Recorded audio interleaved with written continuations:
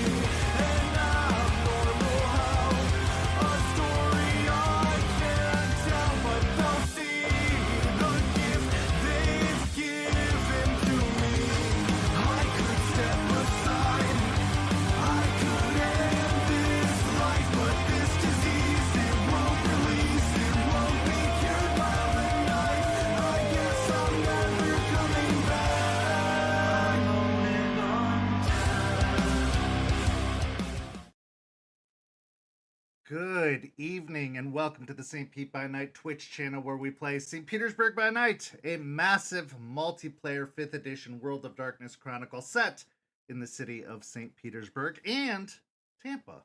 My name is Kent, also known as Misha Kent on all social media. I am the lead storyteller of St. Pete by Night, and I'm the storyteller of Rage Across Tampa, which is what you're here to see tonight, our Werewolf the Apocalypse 5th edition Chronicle set in the city of Tampa. We're here on episode 30, which is a prestigious, auspicious, and amazing occasion, to say the very least. Who knew that we would make it this far? And we've got a lot farther to go as the hunt for Bloody Mary continues.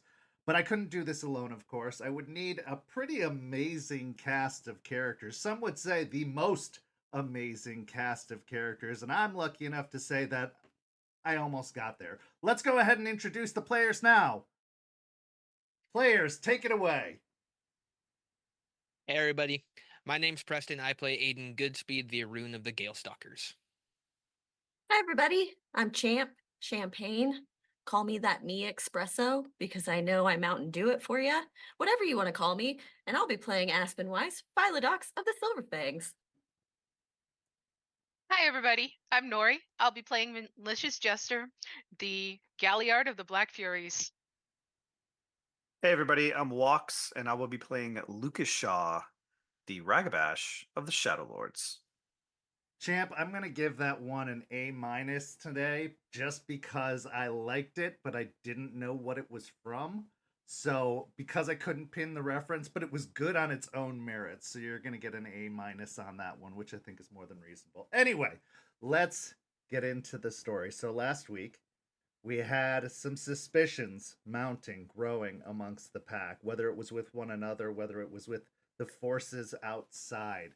Lucas and Aiden had a rather interesting confrontation, neither of them willing to budge until a challenge was issued.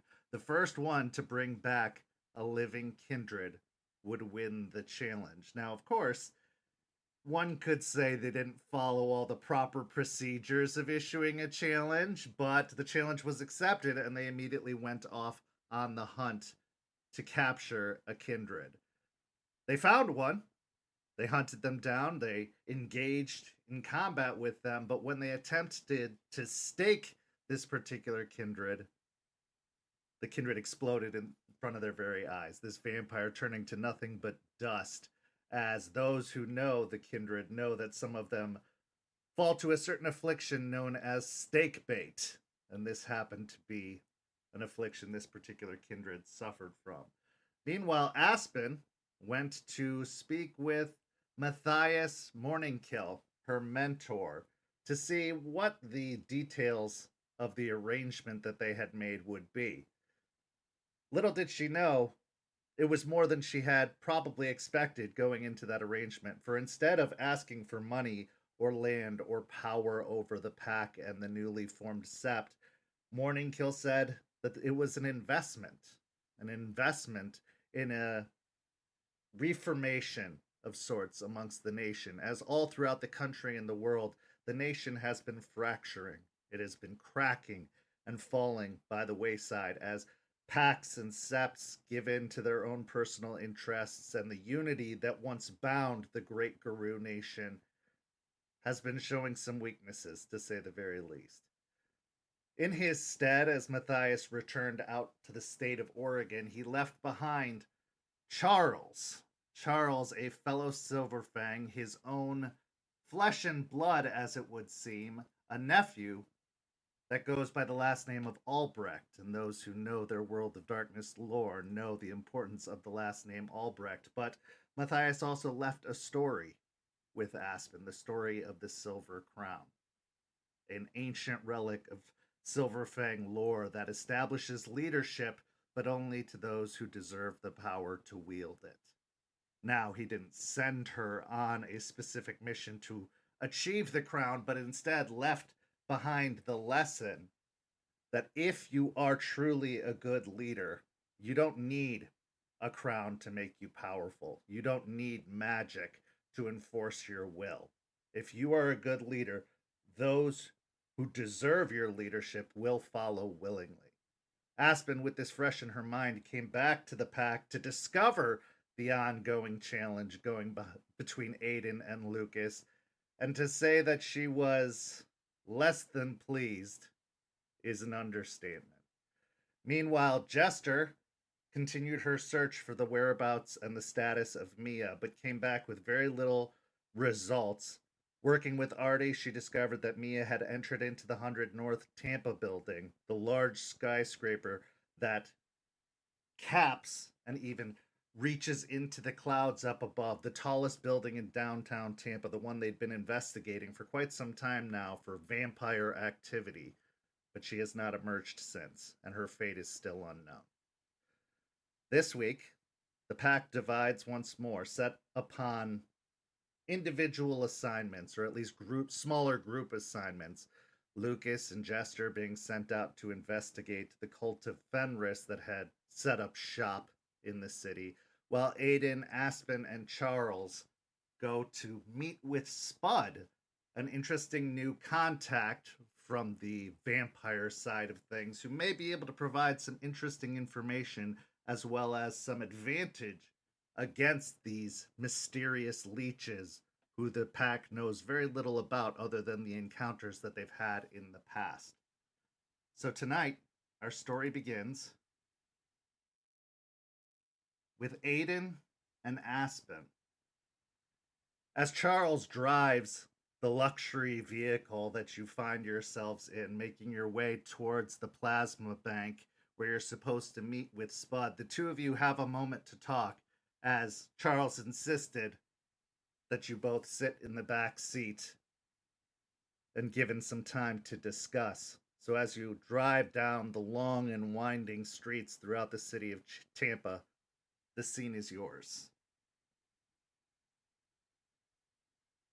Aspen will be looking out the window, kind of avoiding any contact with Aiden at the moment, thinking specifically about what information Spud has and what we're getting ourselves into. and all the crazy amount of things she has to do, and how her pack is going to interact with those things, and what more bullshit she's going to have to deal with in the future. Aiden will be looking out the other window every now and then, kind of looking back towards Aspen to see if she'd made eye contact or any movement towards him, contemplating the decisions that he's made, trying to wrap around his head what mistakes he has made other than the misinformation that he was providing. Eventually, he will look over and kind of give her a slight shove. Hey, do we have a rough plan for what we're wanting to do with meeting with Spud? Well, we have to ask him what he knows, what information he can give us, and we go from there. There's not much we can really plan for because we don't know what information he has. Well, we know that there's some leech activity happening at this plasma thing. Are you wanting to move forward with, I don't know, are you wanting to take out this thing, or are we doing just checking it out, seeing what's going on, and then waiting? Well, as far as right now, we're not going to just go in and figure out what's happening. We need the pack together. And since we're not all together, it would be stupid of us to make any moves that would put any of us in danger. Okay. Fun. You good? So, Aiden, what's going through your mind right now, having had a rather tough confrontation with Aspen, being put on, well, being babysat now as you were working with Aspen instead of going with Jester to investigate the cult, the one that you had primarily been responsible for discovering, the ones that you had, for the most part, been in charge of keeping an eye on. Now you're being relegated to emissary duty, effectively, or bodyguard duty for Aspen. So what's going through your mind at this point? Confusion is where he's kind of sitting. He is trying to wrap his head around the idea of why he is doing this instead of going and keeping an eye on the cult. From what his understanding is that they're fighting the leeches now. And so he's trying to figure out why she's so upset and trying to get that idea. And he's a little upset because he wants to see what the cult's doing. And now he's having to send other people out. And that is frustrating him a little bit. But he's trying to keep that at bay. He's more just confused than anything. And how is Aspen feeling about this? You chose this assignment, you gave people their tasks. Why did you choose to take Aiden with you? And how is Aspen handling her feelings about the situation, considering the opportunity that's in front of them? So the reason she brought Aiden with her and left Lucas with Jester is because she has to separate them because they can't play nice. And they are becoming problems for her. So the best thing to do is to separate the two of them. At the moment, the one she trusts more is Aiden. So she brought Aiden.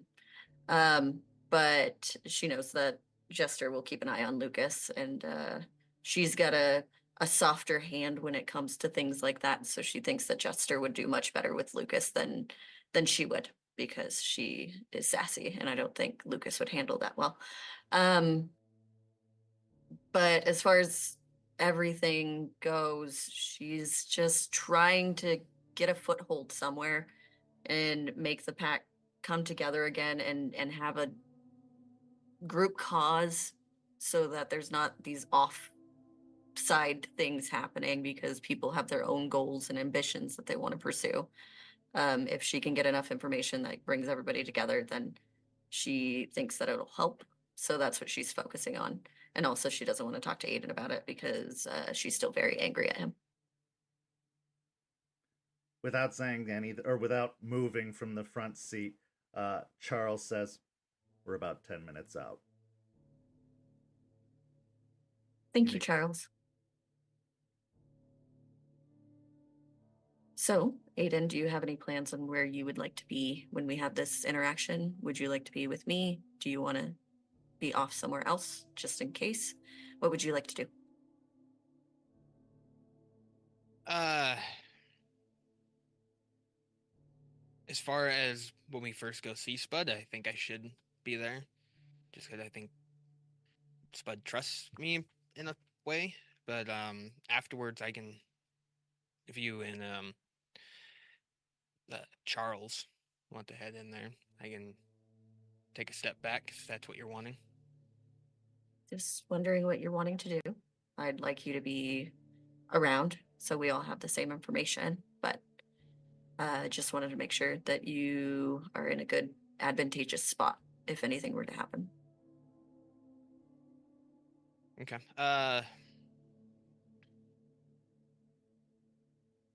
Yeah, I can go. I'll go with you. Okay.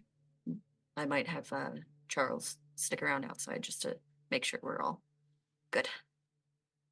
Well, he seems like he's good at talking, from little that he does say. He's wonderful. Yeah. So what's his? I know that he's from what's his name? The Morning Kill guy. Mm-hmm. So Charles, it's his nephew. that's okay. Sure, but family, right? Right. Okay. So what's his deal? Like, why is he here? Nothing against you, Charles. Just curious. You could ask him if you'd like. Make friends. Sure, Charles. Why are you here?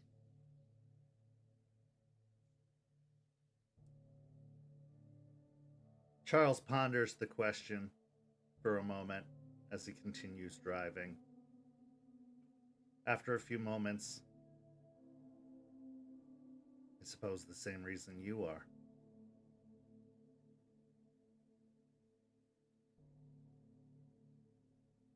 Okay. I didn't really answer the question itself. My reasons can be mine, but I want to know why you're here.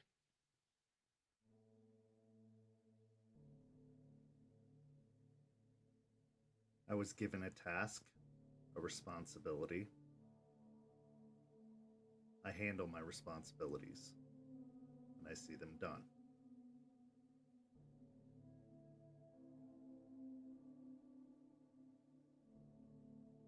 Good talk, Charles. He's here to protect me and the pack as a whole.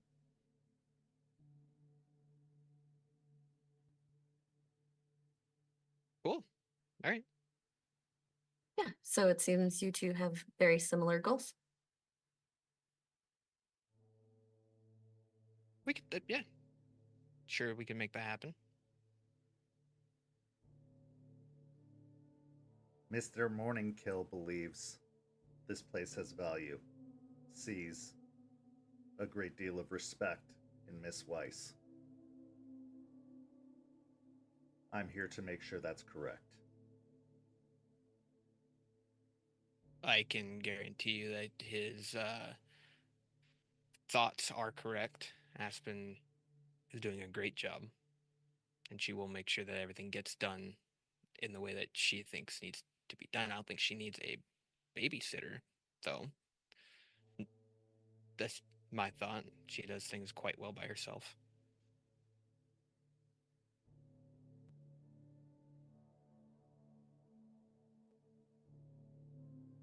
True. I'm just here to make sure her problems go away, whatever those problems may be. You're gonna be here for a while.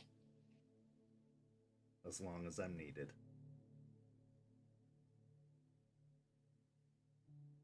Charles is here to make sure everything stays in order because it seems that is an issue for me. So he's here to help with that. What's not in order? Well, It seems that people don't respect leadership and would prefer to do what they'd like to do without any information given to the people who need to know. So Charles is here just to make sure, that continues to stay in line and that I'm being respected the way I need to be respected. That's all. If I may, Miss Weiss, Of course. I don't believe the issue is a lack of respect. I do believe you are respected. I do believe your position is revered, and you have earned your place. I believe that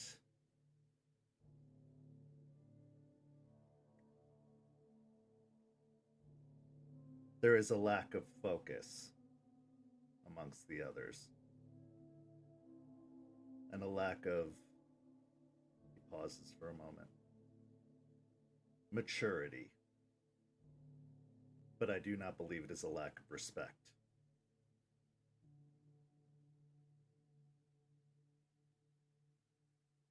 Well, I appreciate your opinion on it, but I would expect more from some of the others.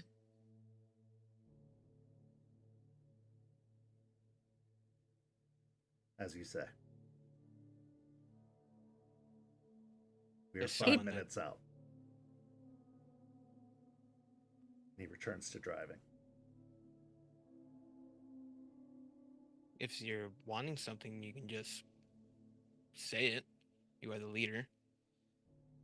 Is there something additional going on?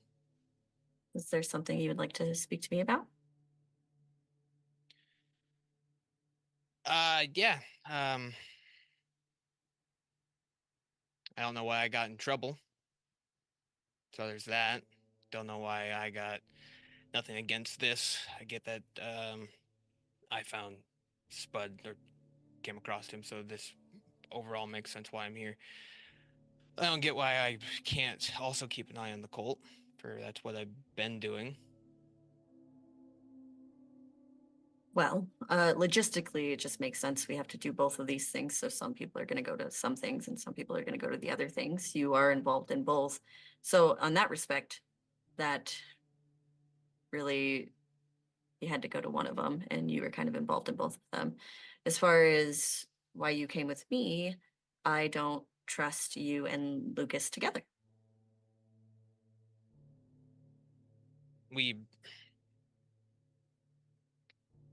Can you explain that a little bit more?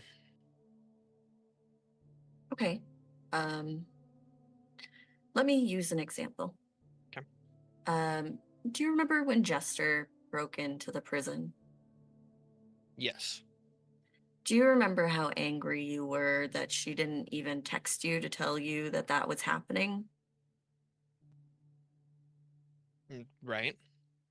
Do you remember that you said, if I would have known, I could have done something, but if you got hurt because of it and there was nothing I could do about it, I would be very upset?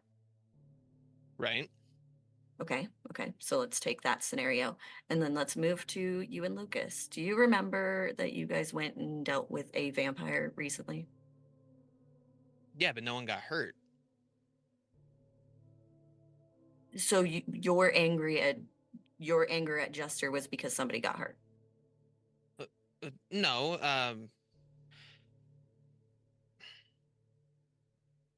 I okay, I see what you're saying. I get it.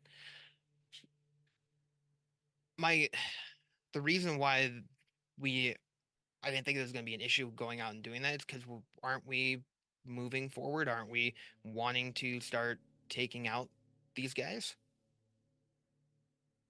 When we're prepared, nobody ever said, hey, go find a leech and bring it back alive.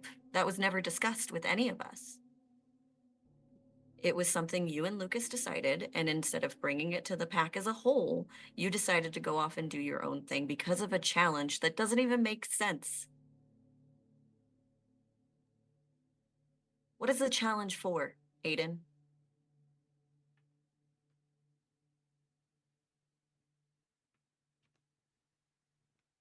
It was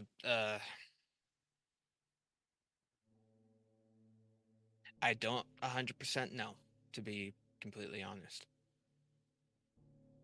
Exactly. So you went out and you were reckless with Lucas because Lucas, what it seems like, goaded you into this challenge thing and made it and put the parameters on it so he could go do what he wanted to do and get away with it by guising it under a challenge. So he manipulated you, which also makes me angry. But it makes me feel like you either don't trust my own judgment to even let me know what's happening with said challenge or with the leeches, or you're easily manipulated by others, which means I can't trust you.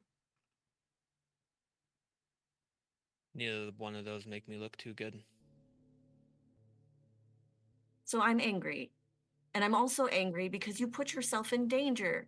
And if I lose you, Aiden, I get it, I have the rest of the pack. But if I lose you,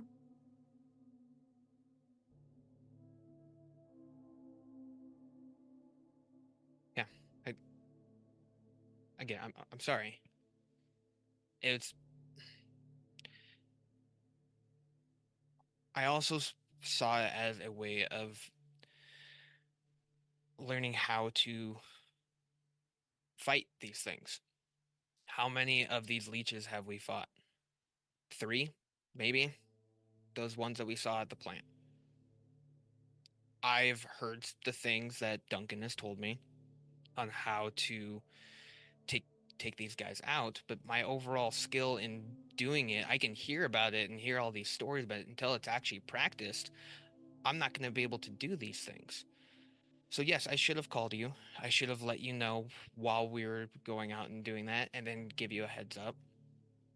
But I was also focused on trying to make sure that the overall goal here, to remove these guys from this area, to stop what they're doing, I need to know how to fight them. And apparently there's these, you put the piece of wood in their chest and they explode.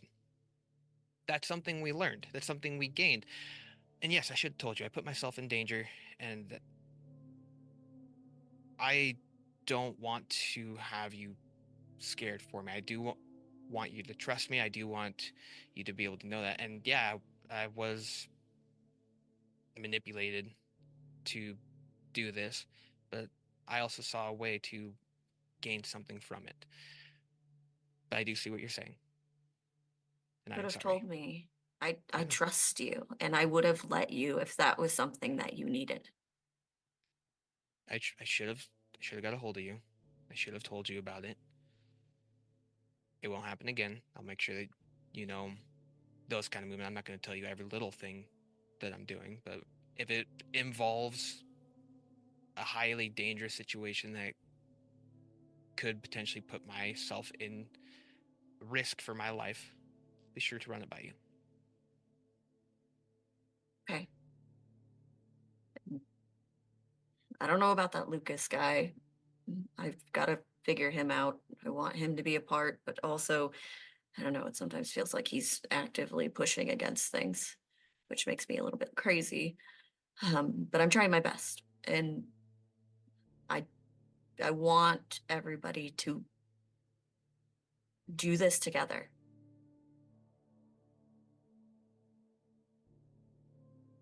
I hear you. But I can't do any of this without you.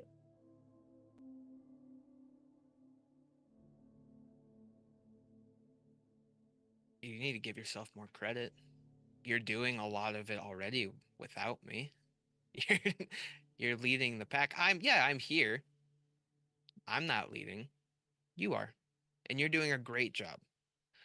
You put me in a box, which I don't necessarily like, but I get why you did it. And you're doing great. Thank you. But I don't mean I can't do this without you.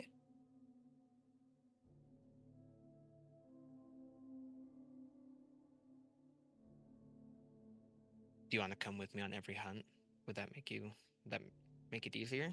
Because then you could watch me the entire time, and I'm getting pretty good at that. I literally threw this thing at this leech, and it got stuck in him, and it was really cool. You remember the movie Troy that we watched?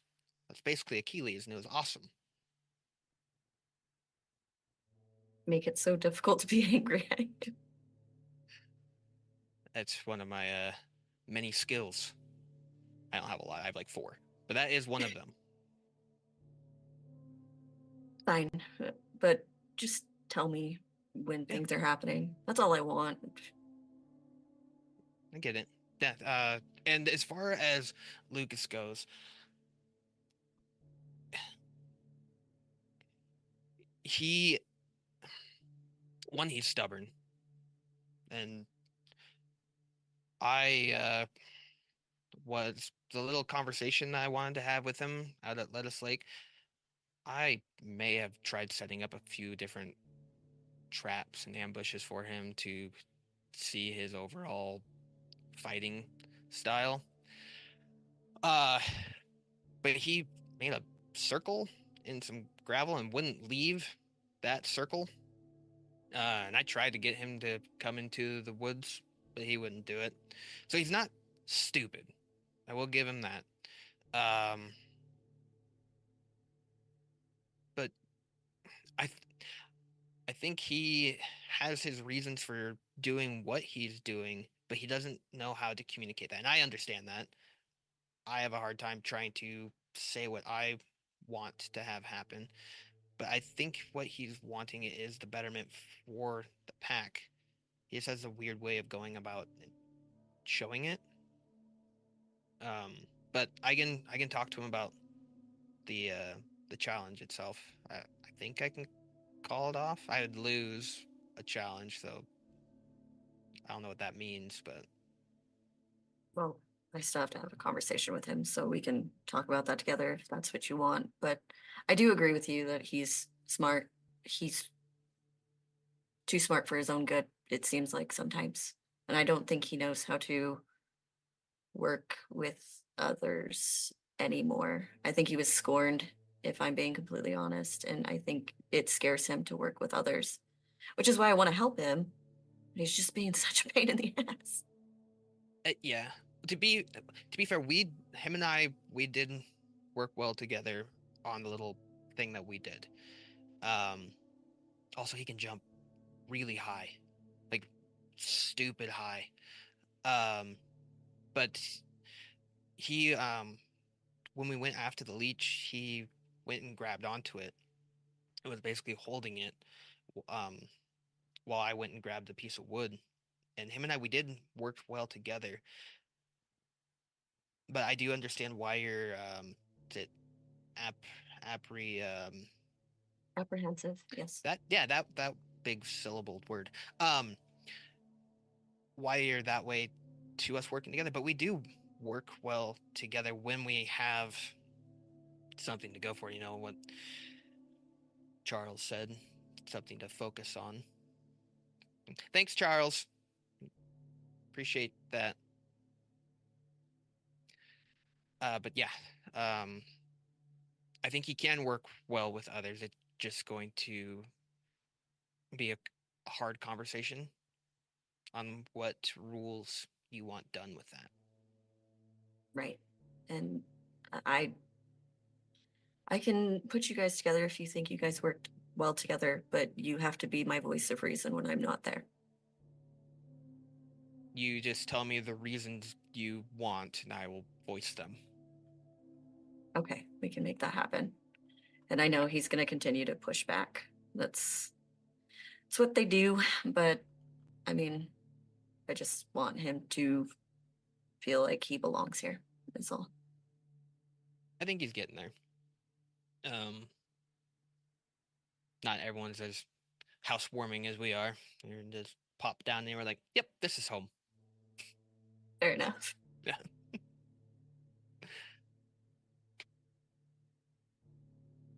You feel the car jerk ever so slightly as it pulls into a strip mall that is at least a block away from where you know the plasma bank to be.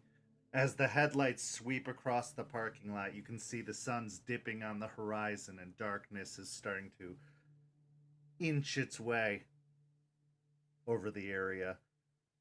The headlights sweep across a dirt bike a motorized dirt bike that seems to be parked in one of the parking spots off to the side, and you can see Spud in his crocheted wizard's hat leaned up against the dirt bike, looking over in your direction as the car pulls in and pushing his way up off of the dirt bike to a full stand. In his hand, he's got a large, big gulp cup that he seems to be sipping a very thick red slushy from as you make your way in. And as the car comes to a stop, Charles immediately gets out of the vehicle, surveys for a moment before stepping around back to open Aspen's door. Aspen will step out. Thank you, Charles. He just gives a curt nod before folding his hands in front of him, like a bodyguard or a professional driver in a very practiced motion. Spud looks at the car, looks at Charles, then looks at you and lets out a long, high-pitched whistle. Someone's moving up in the world. Well, I have friends, so. You had me getting ready to run for the hills. I thought you were one of the, Never mind. Good to see you. I assume, based off of all of this, you've got the money. I do, yes. She'll look back into the car to see if Aiden's getting out. Aiden will kind of look at Charles and look at his door back to Charles and finally then open his door and get out. It's fine, Charles. I got it. Appreciate you. I can open my own door. Charles doesn't move, doesn't even acknowledge the statement. Well, good. Then, I think after a little quick count, we should be ready to talk business. And he holds out a hand expectantly. I will hand over like a Ziploc, or not a Ziploc, but like a cloth zip bag. He unzips the bag and starts thumbing through the bills, and after counting them all out, gives a satisfied smile and zips the bag shut again and shoves it into a pocket. All right. So I got some pretty juicy intel from some that are like me. Yes, there are others like me in the city. Not as handsome or dashing or talented or brilliant, but, you know, like me. And word on the street is that plasma bank down the way recently got an exchange of ownership. Seems some rich muckety-mucks in the Tampa property management firm thought it would be worth picking up the place. Now, one might normally not bat an eye at that, but I know that Tampa property management also owns 100 North Tampa. And if there's anything we've put together, if they own the building, they're in on the deal. I believe it's some of the upstanding ones. Suit and tie, sword and scepter, crowns, you know, the whole deal. Seems that they are in need of a steady stream of food. Apparently, a previous project of theirs that they relied upon went up in a blaze of glory a few months ago, and food has been slim, to say the very least. If they're showing interest in this place, that means only one thing. They're trying to stock up. They're trying to get a steady stream because they're preparing for something, and it's going to be something big. And if I had to guess, that something big comes with claws and teeth and hair. Well, fur, I guess. They know you're here, and they're getting ready for a fight. But if I've learned anything, if you want to get the upper hand on the licks, the best thing you can do is take away their food supply. Now, there are a lot of plasma banks, a lot of blood banks, a lot of body farms in the city, but you start somewhere and you start whittling down the options. You starve them out because they're fortifying. They're getting ready for you to make a strike. And if they have everything they need, they can wait you out. They got time, you don't. At least if my research is any indication. I think if you can take out this place, that's a good start. But it's not going to be easy pickings. They're going to have security countermeasures. They're probably going to have all the staff on the take. Even if you go in during the day, I can't guarantee it's going to be an easy operation of sorts. What information can you give me about the plasma bank itself? Well, I can tell you that it was pretty much your standard run-of-the-mill plasma facility for the longest time. Yeah, there was some leech investment in it. It was a good place to pick up some, a bag of blood when you needed it. Kind of like a black market operation. Something falls off the back of a truck, you could get it there. Well, their ownership must have done something to upset the higher ups because they're no longer around. Now, I don't know if they got chased out or if they got destroyed, but after that, the higher ups picked up the plasma bank. And from the looks of it, they're trying to adjust the way it works to do something. I don't know what. But they're investing in properties like this for some sort of experimentation.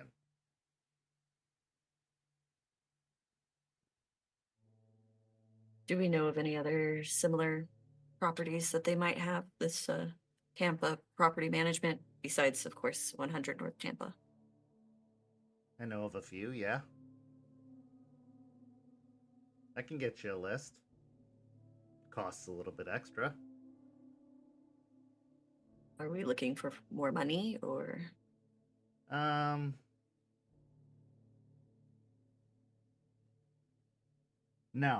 not money in this case. I need something from inside the plasma bank. You get it for me? I'll consider that a good continuation of our business arrangement. You bring me what I need, I'll supply you the next location, and so on. We'll do it as a gig economy. You do the job, you get me what I need, I'll provide you the next place, and so on, and so on, and so on. Okay. And what exactly is it that you need?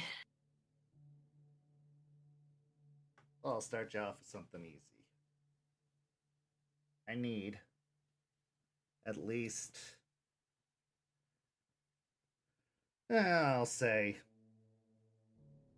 1 box worth of what they gather. 12 to 14 bags. Nothing special yet, but it's going to get a little more complicated as time goes on. If I'm going to continue to do the stuff I need to do to continue to be able to help you, I need supplies.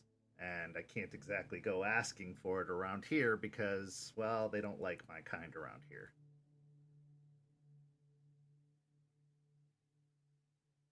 Okay. Quick question. What exactly makes you different from them? Well, you saw me during the day, didn't you? Right? Let's just say, I never fully ripened.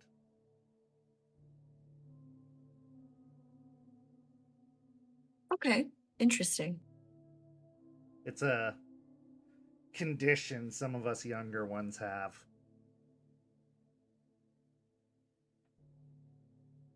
Okay. Okay. I think I'm following. What is your end goal?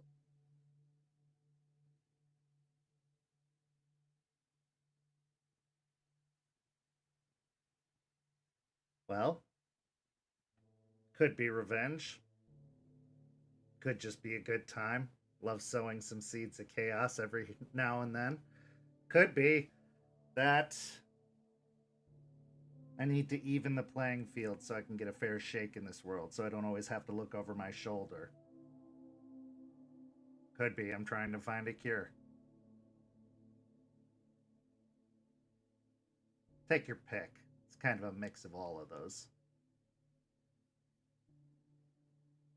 Fair enough.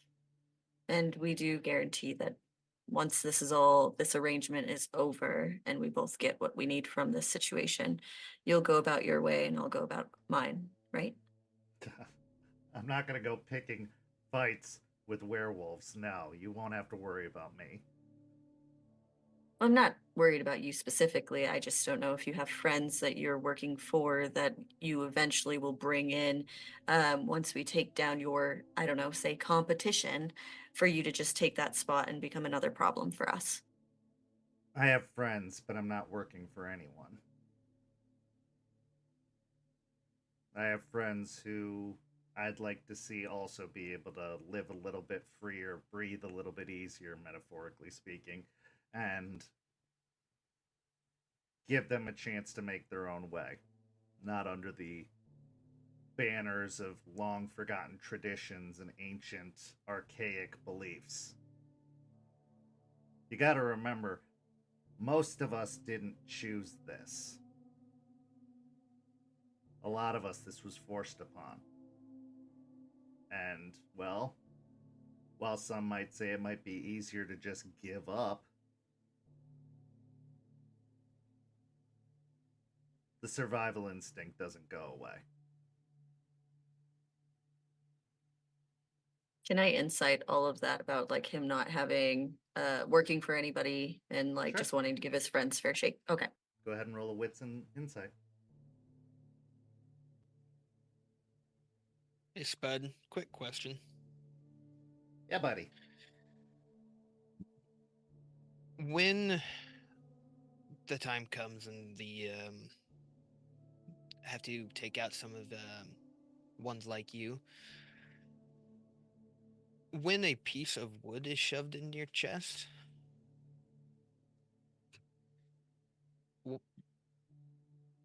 why explode? Why does that happen? Are you hitting on me? I'm not saying I'm not interested. That's just a very interesting proposal. I haven't hit you at all yet. Please don't. Why do we explode? Yeah, say if a piece of wood was shoved into your chest, you would explode. Is that? No, I wouldn't. I Dang mean, it. most of us don't. That's just a myth.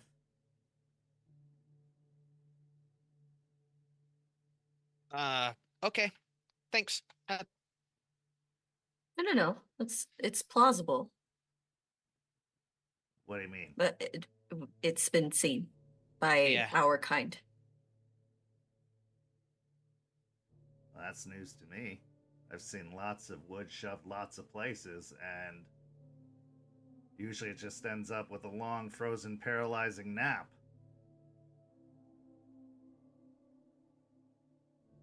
So not the norm.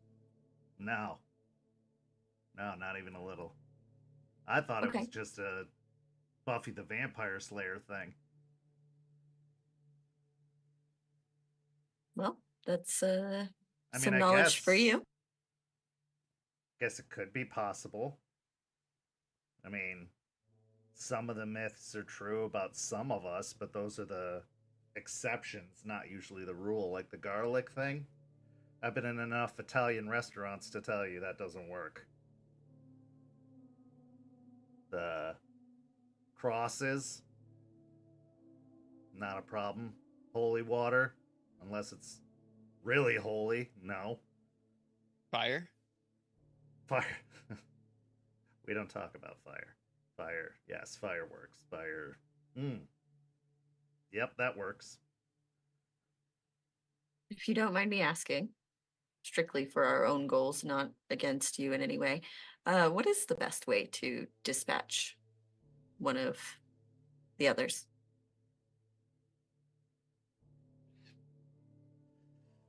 Well, I mean, you said it right there. Fire. Fire's a pretty solid bet. The only other thing is that some of us are faster than others, so, we'll get away from the fire as quickly as we can. Good old decapitation does the trick. Remove the head from the body. I mean, nothing's really going to live through that.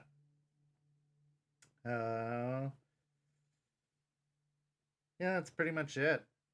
Destroy the body as best as you can, through and through. Take every part off. The dismemberment and fire. Yeah. Pretty much. That's old reliable. There are other ways. Like I said, some of us have conditions. Oh, sunlight. I mean, if that wasn't obvious. That is another question that I have.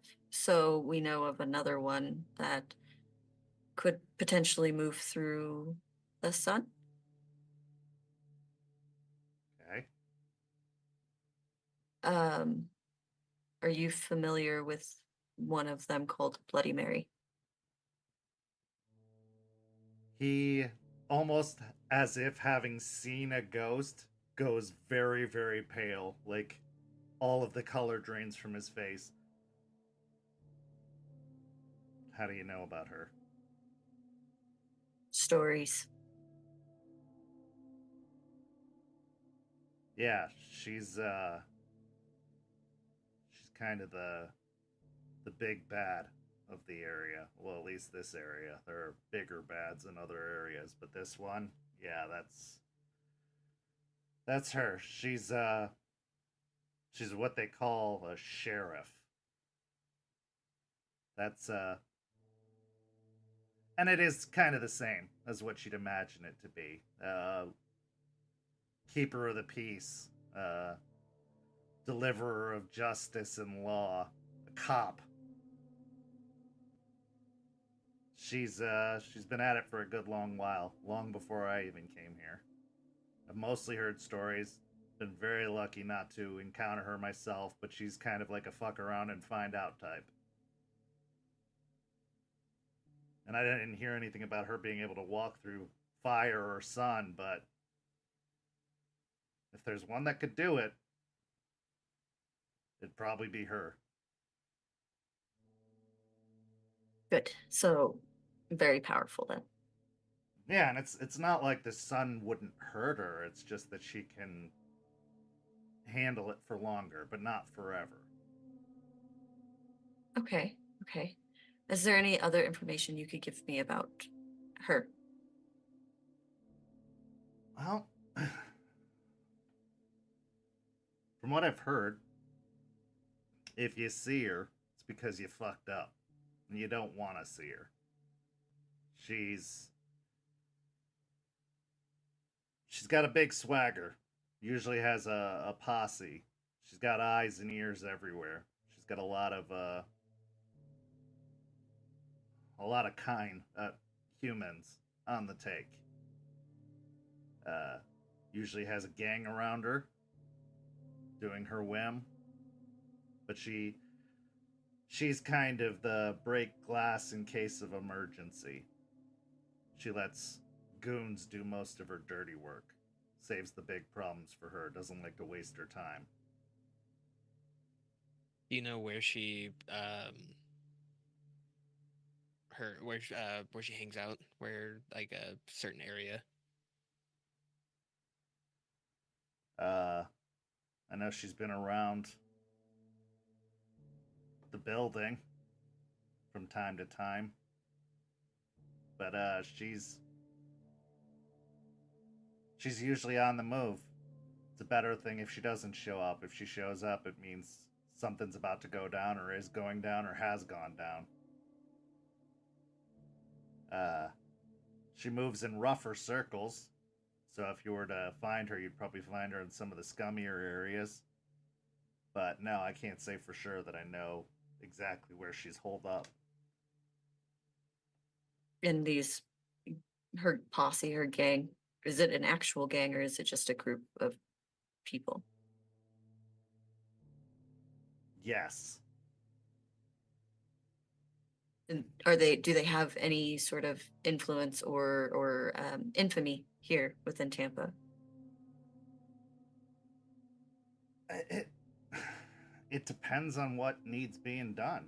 Could be cops one week, could be, street gangs the next. I think she's got her fingers in all the pies. That's how she knows what's going on everywhere.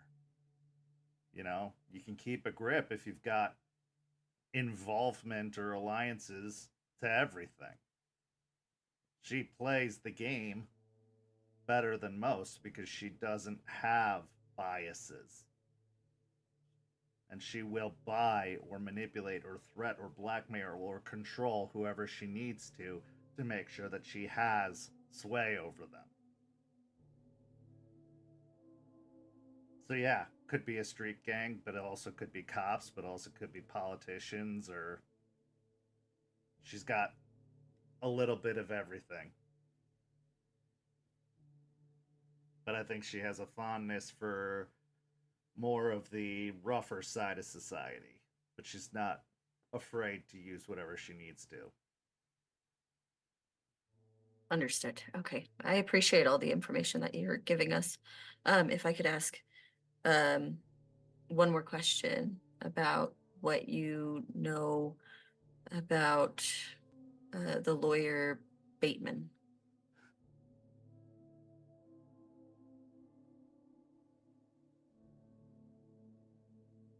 That's gonna cost you. Finish this first job. Then we'll meet, then we'll talk. You get me this first shipment, I might have more to say about that. That's complicated and probably requires a lot more time than we have right now. Fair enough. I'm very much looking forward to that conversation then, and I'll bring you back as much as I can get my hands on. Hey, if you bring me back more than I asked for, I'll tell you anything you want to know. Well, good. I'm very glad to hear that you're easily bribed. She winks at him. It's a living. Or an unliving, I guess. There are others among them that think like I do. Fewer, further between, usually just scared into servitude. Eking out their place in the world. Don't assume every one of us that you come across has some evil agenda and some castle with lightning flashing in the background. Some of us are just surviving because we weren't given any other choice. The reason their society has stood for as long as it has is because the old have kept the young in check. But that's been changing lately. The old are losing control, losing their grip. But that makes them even more ferocious, even more violent, even more rash. And that just means worse things for us.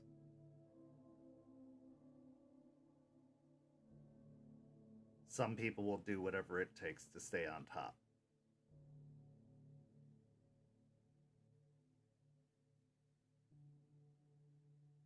I understand your sentiment. We have a different thought process on our side. A lot of them are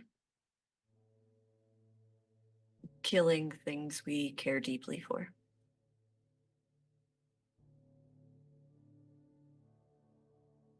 Well, they're predators. That's what they're made to do. And some of them are better at it than anything you'll find in the living world. They've been doing it long enough. They've made an art of it.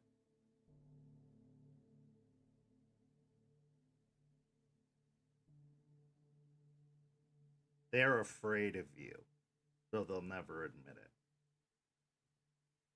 Because what you have is something that they don't. A deadline. You have nothing else. Time's not on your side. You can't just get bored and wait. So you're gonna act. They like to take their time. They like to plan. They like to move slowly. You move quick, and you move extremely hard. And they don't know what to do with that. Toe to toe, aside from some exceptions, no lick you're ever going to encounter is going to be able to handle one of your kind. Toe to toe. But that's why they go for your friends. That's why they go for your allies. That's why they go for the places that make you weak, to keep you off balance before they hit you on their terms, on their territory, on their time. If you thought you were distracted before, it's just getting started. They will take away everything you love before they take you out.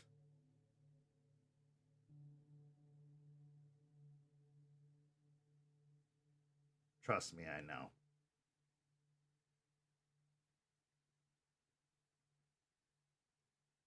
I think we're unfortunately quite aware of all of that. I'm sorry you've had to see it firsthand.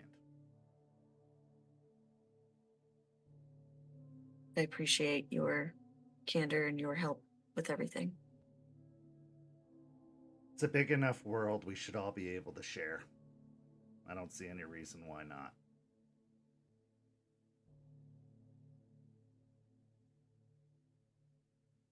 Well, unless there's anything else, you know what I need?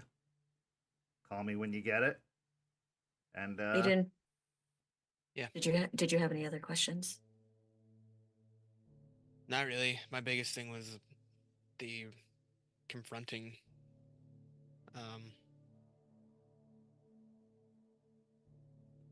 I'm good for right now. I got his number if I really need anything. they will put walls of innocence between you and them if they have to. So either get really sadistic really quick, or be prepared to be tested. I'm guessing, based off of the news, you've already experienced a little bit of that too. Just a tad. Again, just the beginning.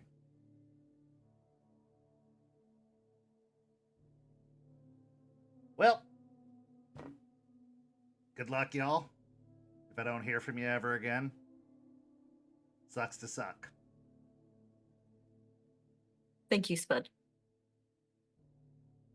He climbs on the back of the dirt bike and reaches into one of the saddlebags and opens up the flap and pulls out a bag of Cheetos, and then reaches over to the other saddlebag, opens it up, and you see little raccoon hands reach out and grab the bag and pull the bag in before he starts up the dirt bike and pulls out of the parking lot. I'm hungry. I'm getting all of a sudden. The Cheetos or the raccoon? I'm not sure. Fair enough. Miss Weiss, Charles Yes, asked Charles. from his position by the car.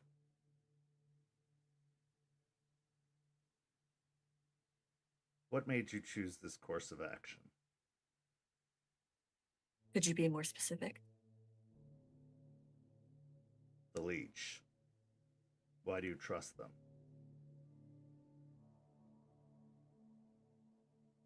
They haven't been anything but genuine. And as horrible as it sounds, he's one to take care of quite a few more.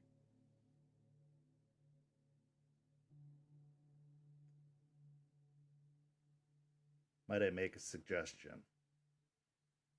Of course. Ask Mr. Shaw about the War of Chicago. His former associations would know a great deal about what it is to work with leeches. Is it because you dislike this course of action, or is it because you think that I need to be educated on this course of action moving forward, just in case?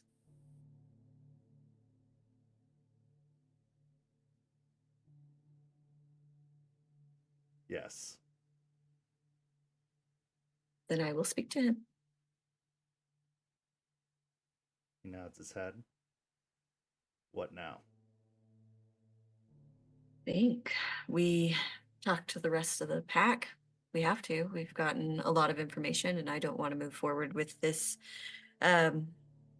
whole situation until we have everyone together. You want us to take a look at this place before meeting with the pack? If you're comfortable with that, Aiden, that's more of your thing. I can take a quick look, see what's going on there. We're only like a block away? I agree with Aiden. I think it would be best to see the condition of things now in case they have changed when we return. I'm glad you guys are getting along. Then let's go. I wouldn't say getting along. He'll make his way into the car. She'll kind of shove him into the car. Charles will step over and open your door, but give you a pointed look as he holds the door open for you, just making eye contact with you for a moment before letting you climb in and closing the door behind you, then moving over to the driver's side, getting in, starting the car. He pulls out of the strip mall complex back onto the street, drives back the block that you came from before pulling into the parking lot of the plasma bank. Now, it's just after dusk. The plasma bank is closed, but hasn't been closed for long, possibly a couple of hours at this point, as they usually keep pretty standard business hours. Inside of the facility, you can still see a few lights are on, and that there are a couple of cars still in the driveway.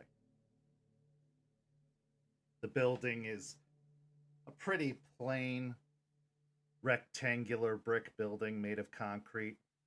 It's got a large halogen sign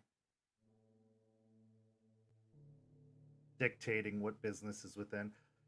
A few windows show a lobby beyond, as well as a reception desk, and there is a set of double doors that lead into another set of double doors that go into the facility.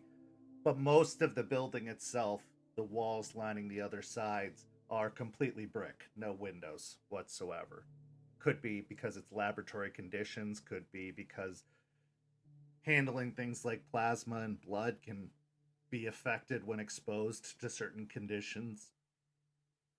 Most of the building appears to be temperature controlled to a great deal based off of the large units, AC and heat, that are positioned atop the roof of the building.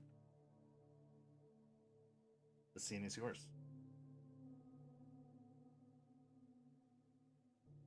How do we Aspen? want to go about this? Yeah.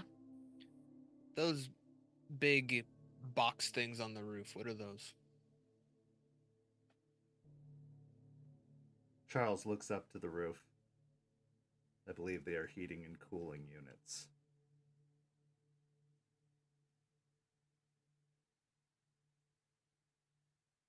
This overall building looks pretty sturdy. My concern about trying to make our way in is once we're in, I feel like we're stuck. Does body stuff need heating and cooling in order to stay like good? Do you mean like Like blood? Yeah. So is that for people, or is that for the blood itself? Oh, well, I mean, heating and cooling is in almost every building. When it's hot, Uh-huh. we need AC, right? But for blood and such, it needs to be cool temperatures. Okay. And if that was turned off, they'd want to get that blood out, right? It is likely they have a separate power source for the blood storage itself. This is likely to keep the laboratory at ideal conditions. This area experiences a great deal of power outages. They likely have backup generators. Dang. Okay. I think if we got them to come outside, we wouldn't be trapped in a building. That is fair, but I think we're big and powerful. If we need to get out, we'll find a way out. Okay. Especially if we have you and the other human bulldozer here. Charles, you good at breaking stuff?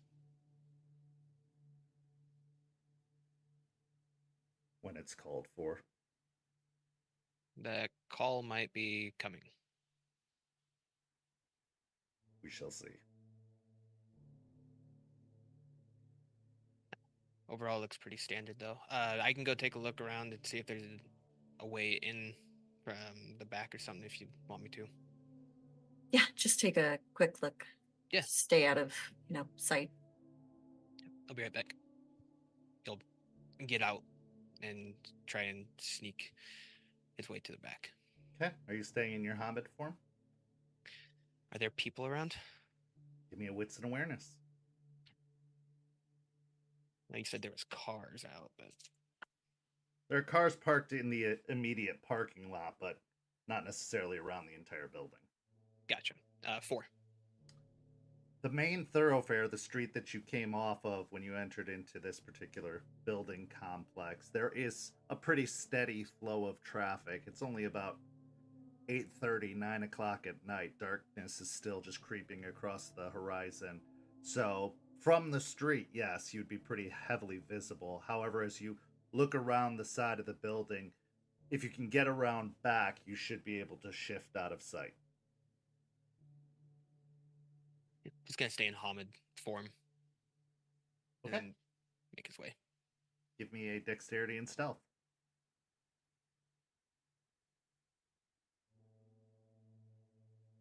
And I know I didn't address it earlier, Aspen, but your wits and insight proved that he was telling the truth. There was nothing that seemed amiss of it. Okay, perfect. Thank you. 3. Okay. As you slink off using what cover of darkness can be had, there are a few lights on the side of the building that just project outward. They're not meant to be security spotlights or anything of the sort, just your standard building lights to make sure there aren't too many shadowy corners and that they can, see around the building pretty clearly.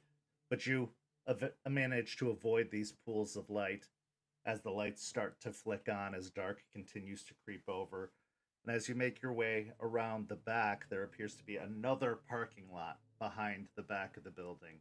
There are a couple of cars in the parking lot, and there looks to be a delivery bay of sorts where a truck could back up, and a garage door is lifted, as well as a standard security door that one could go through on the outside, an electronic keypad beside the door to unlock it from outside. There isn't any movement on this side. There doesn't seem to be anybody coming or going, but there is a truck that is backed up to the bay doors, the doors which are closed right now, and it looks like it has the American Red Cross symbol on the side of the truck. Going to pull out his phone real quick and text that information over to Aspen, that the bay door keypad, security door, a couple of small parking lot.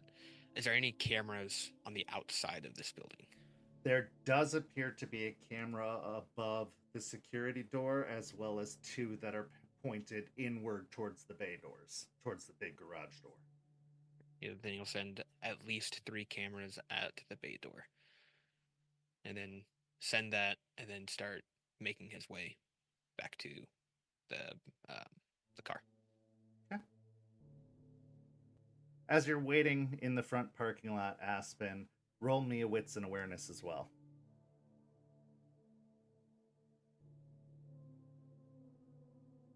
One success. It's pretty quiet. At some point, you do see an individual dressed in medical scrubs walk up to the front door, unlock the latches on the front door, and hold it open for a couple of lab technicians that make their way out, chit-chatting at the doors before they make their way to their vehicles and chat a little bit more outside of their vehicles before getting in and getting ready to leave. Pretty much people leaving work, standard affair. But after a few minutes, Aiden returns. Is there any way that, just so we have all of our bases covered, I can text Aiden to get the license plate numbers off of the cars just in case? Sure. Yeah. Okay. Sending off the text, Aiden, you feel the vibration of your phone and see the message asking you to get the license plate numbers from the cars that are getting ready to leave the parking lot. Okay.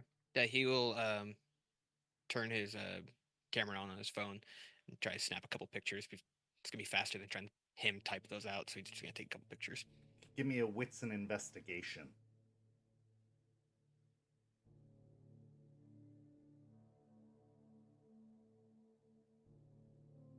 Two.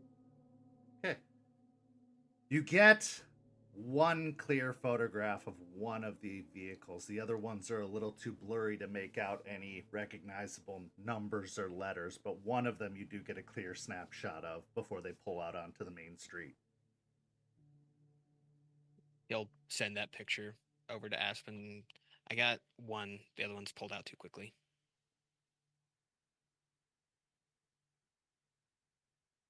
You make your way to the car. You climb into the car. Charles starts the engine again and pulls the luxury sedan out of the parking lot and back onto the street. What are you thinking, each of you, as you depart this facility with this new information you've gleaned from Spud and with the reconnaissance you have done on the facility? Aiden, we'll start with you. Seeing the front of the building and the overall traffic, thinking the back door is probably going to be the best bet, although it's got additional security. But Artie's pretty good at that kind of stuff, so he should be able to get past it. And garage doors haven't stopped him in the past, so he's not too worried about that door. But once inside, he has no idea what's in there. Is it going to be like the power plant? Is it going to just be a bunch of leeches inside? And the thing Spud said that they will use innocence as a barrier in between. If there are people inside, how is he going to deal with getting the goal and trying to keep everyone alive? And Aspen. After talking to Spud, there's a lot of it's good because we got a lot of good information, more information than we had before.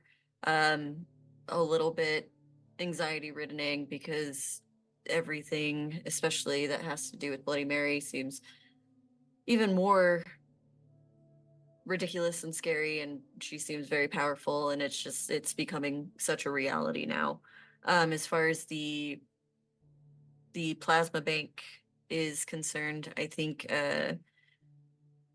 that's going to come down to seeing what Artie can do as far as the cameras and getting in there. The biggest thing is trying not to hurt anybody in the process, hurt any innocents, or put ourselves in a position to have what happened to Jester happen again to anyone. And also, a little in the back of her head, Charles seems apprehensive about the whole Spud interaction. So she does want to get with Lucas and probably talk to him about that. since Charles is a very few words. True.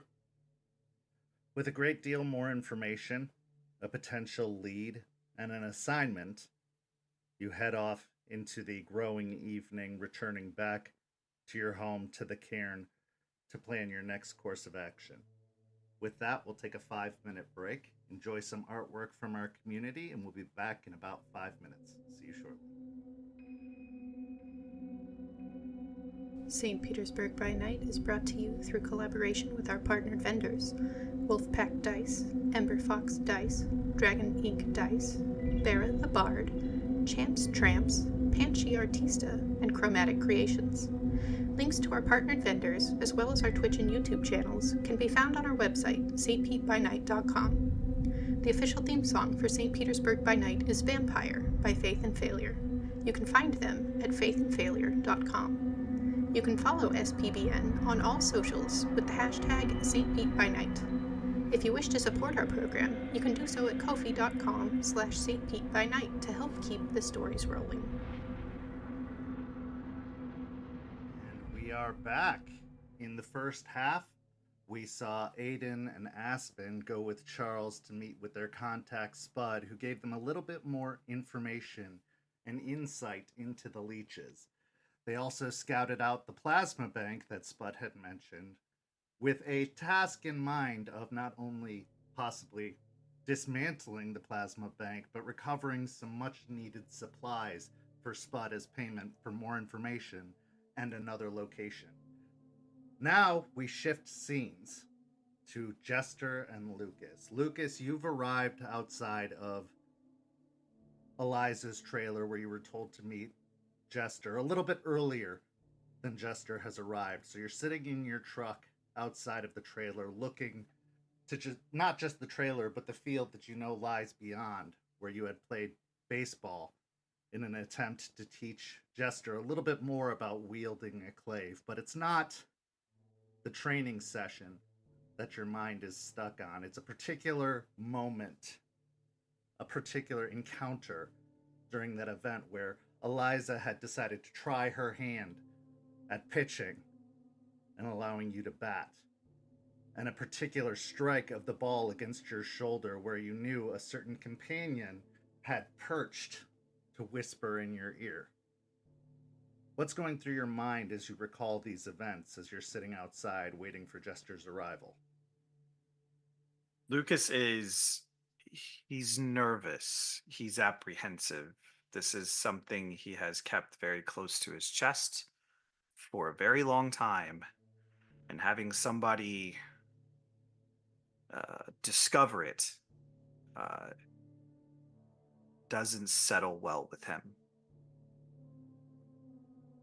Having arrived early, knowing you've probably got anywhere from 10 to 15 minutes before Jester arrives, is there anything you'd like to do?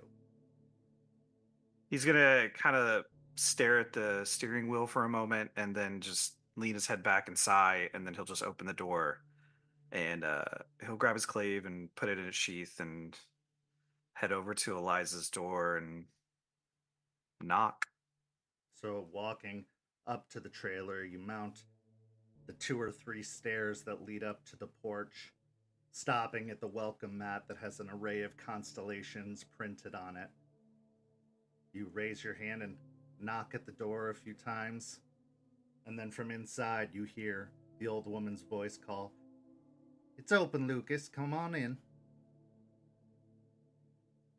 He'll open the door and wipe his feet and then step in. As you step in, you can see that the inside of the trailer in the main sitting area has been tidied. Eliza is busy in the kitchen cooking up some sort of concoction, but whatever she's putting together smells awful. Absolutely terrible, like an assault to the senses that doesn't allow you to pick up on any other odors, let alone possibly even think. Just clouding your judgment with this terrible, very strong, almost repelling odor.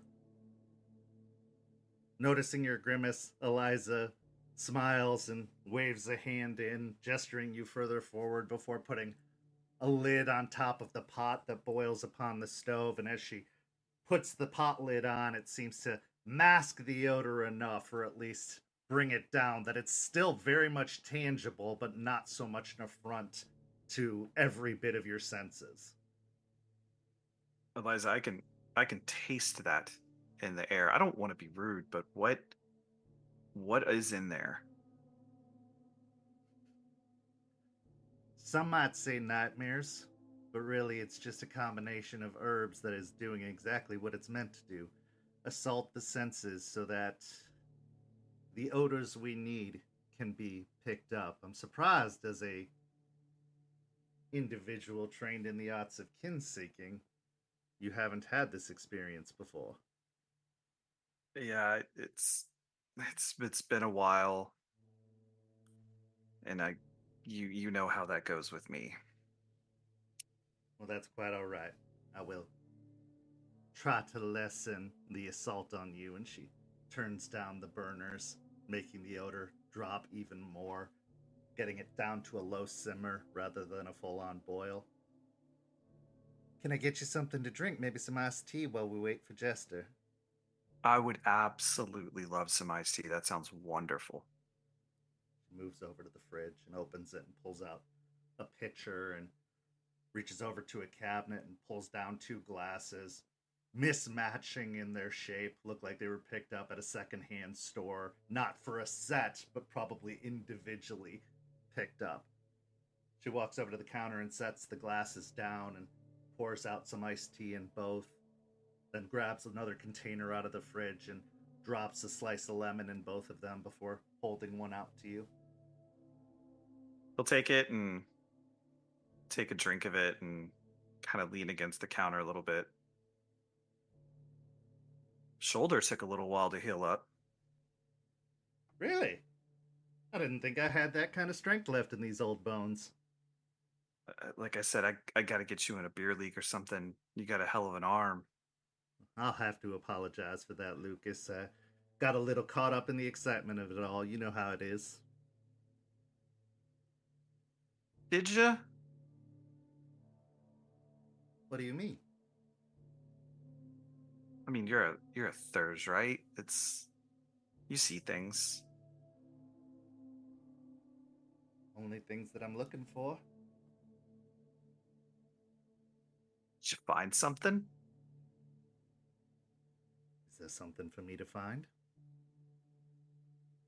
Well, there's always something to find. I'm a Shadow Lord. Don't ever ask me that question. Precisely. Your business is your own, Lucas. I would not go prying where I am not welcome. But if you choose to welcome me, I will see. I was a child. It's probably like one of the first memories I've ever had. The circumstances are not important. We can talk about that some other time, but I just remember those eyes. And ever since those eyes, I've just always, let's just say I've never been alone since then.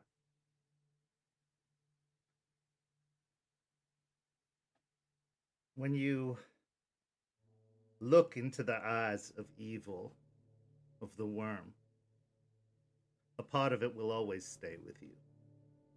Because that's what it does. It infects, it deteriorates, it rots away everything it comes into contact with. One is never the same when they have that kind of encounter. But in what we are, in our very existence, it is something we must still continue to face regardless. We can't shy away from it. We can't avoid it or ignore it because it's our very purpose of being. We are meant to stare into those eyes, and even if it does mean taking a piece of it with us, we do it anyway, and we will continue to do it every time we are called upon to do so.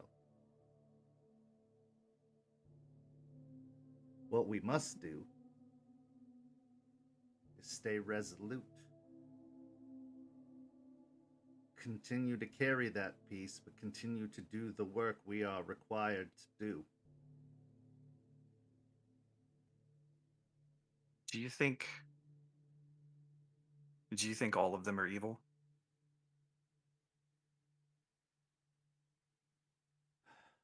The worm, in its very existence, in its nature, is not evil. It is balance.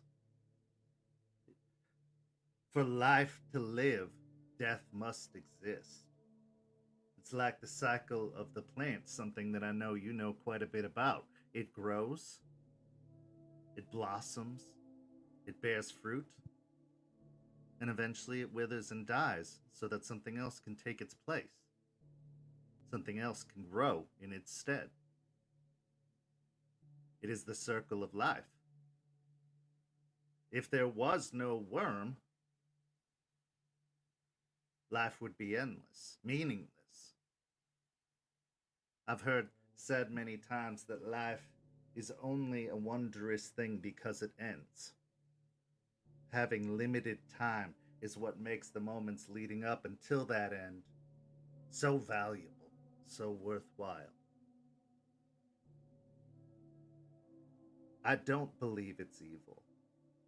I don't believe all of its servants are evil. All I believe is that the balance has shifted. The triad is on an axis. It is not working in the harmony that it once did.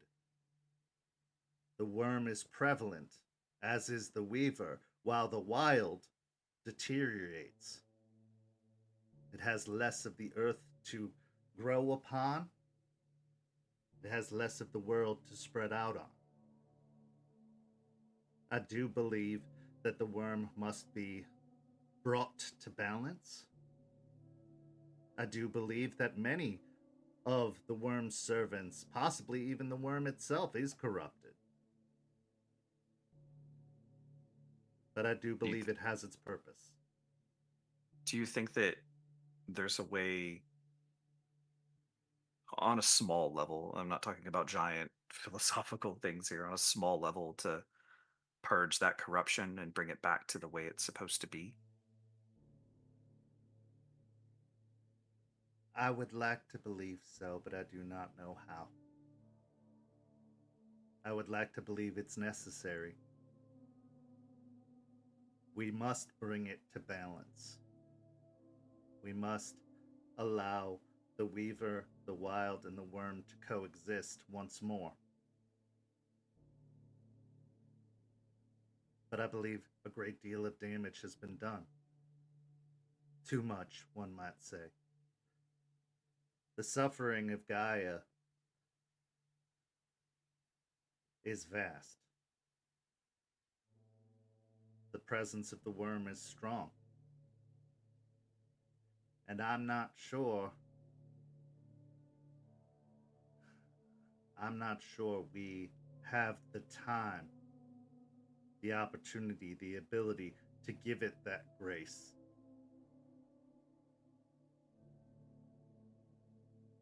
I believe too much has been done, too much has happened. We've done so much wrong in this war. I mean, you've got the nation is shattered, you've got everything else that has gone wrong. Maybe we looked at the wrong things. And maybe this is a dangerous question, but maybe to an extent, we need to use a little bit of that. There are others who have thought the same. There are others who still do think the same. My tribe, in particular, believes that there must be another way. That is why we left. That is why we were sent away. That is why we are no longer recognized as worthwhile contributors to the nation. But also, there are those who were outwardly and completely opposed to it, to an almost fervor, only to be consumed by it. You know of those that I speak, even though some would say they are legend and myth. I believe you know just as well as I that they are very much real. Yeah. Yeah, they're real.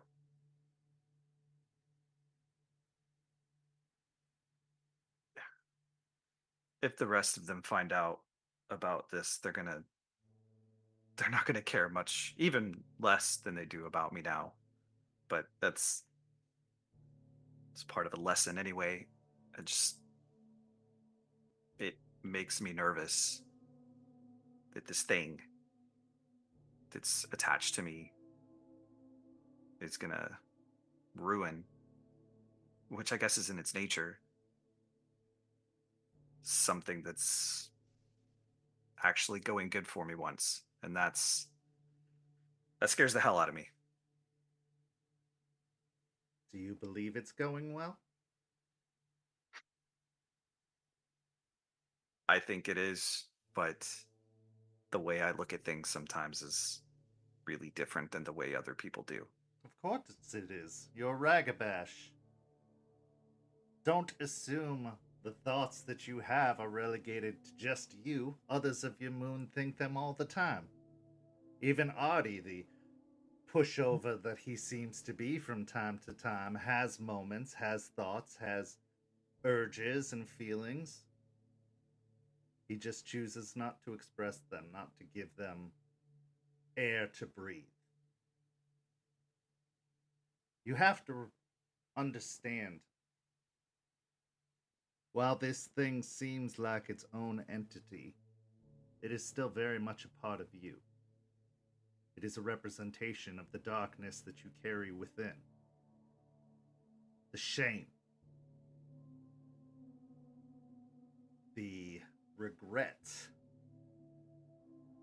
and honestly, probably some of the indignance. A part of you believes you were right, still, for what happened. And maybe you were, maybe you weren't. But does that really matter? Is holding on to a past rife with mistakes, just being acknowledged that there was a slight possibility that you did the right thing, is it worth carrying resentment? Is it worth carrying frustration, shame? It's feeding off of you, Lucas, because you are giving it plenty to feed off of.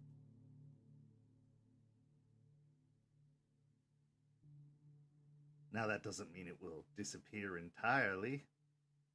That doesn't mean that it will just cease to be because you get a better, more positive outlook on the situation. It is still its own entity in that right, but it is drawn to you because you are a source for it. It can appeal to a part of you, no matter how minute that part may be. And it will spread, it will grow. It'll take that small cavity you have in your heart and it will rot from the inside out.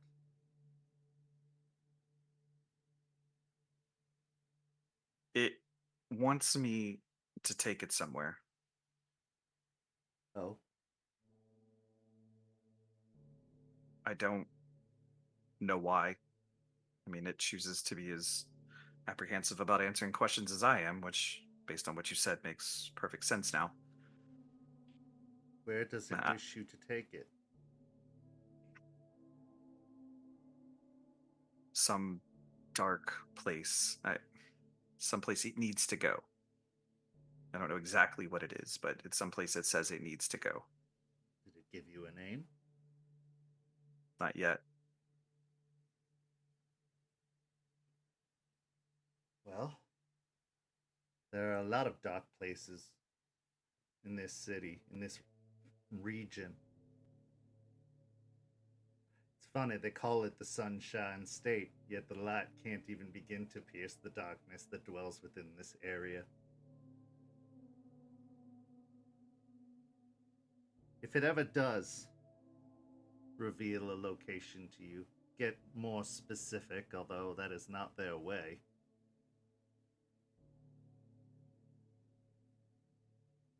let me know what it wants, where it wants to go. Perhaps I can at least, if nothing else, give you some insight into the situation. For I've known this area a good majority of my life at this point. I've seen the cavities grow and rot.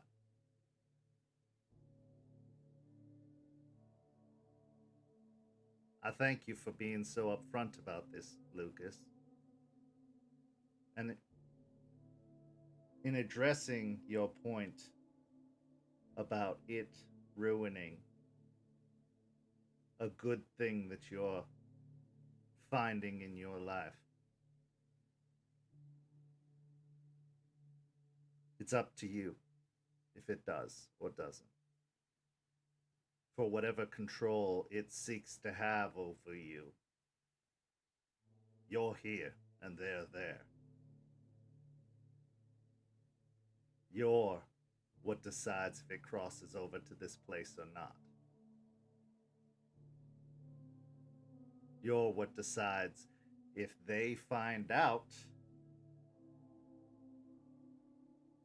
or not. But your secret's safe with me. They still have a lot to learn about what's coming, and Most certainly. I've been with them since the day they arrived. I was one of the first they sought out. I saw how green they are. But I mean, it's not even that. I mean, it is that.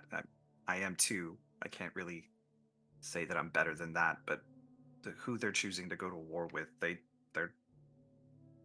gonna get inside. Just like you said, they're gonna find those cracks and those holes, and they're gonna rot them from the inside out. And they need to be ready for it. They need to see it coming. And I can't think of a better person to show them that than me. So I need to be around. So maybe this thing has to wait until I'm done doing what I need to do. Maybe not. We'll see. It won't like that. No. I won't like that. I just want it to leave me alone, or at least make some sense of what it's saying. We'll see. Yes, we will. And you are right. There's no one better to show them what it is to have been infected.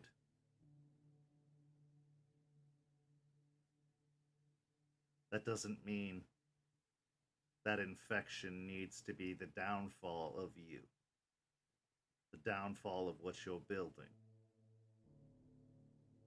Find someone amongst them that you trust. Open your heart. Show the cavity within it. Let someone in so they can see what you're dealing with, and perhaps they can be a aid. Perhaps they can be the salve, the balm that you've been looking for. No, I don't think it was because you guys had different views on things that you got kicked out of the nation. You guys are too goddamn smart for your own good. That's this is an uncomfortable conversation. Thank you. If we're going to be comfortable in the long run, we're going to have to deal with a great deal of uncomfort before then. Soldiers don't get to be comfortable. They also don't always have to be soldiers. It's fair. With that, you hear the rumbling roar of a motorcycle making its way down through the RV park, through the trailer park, I should say, before arriving outside, close to Eliza's trailer and the engine dying down. Jester, what are you feeling and thinking as you've made your ride over from Lettuce Lake?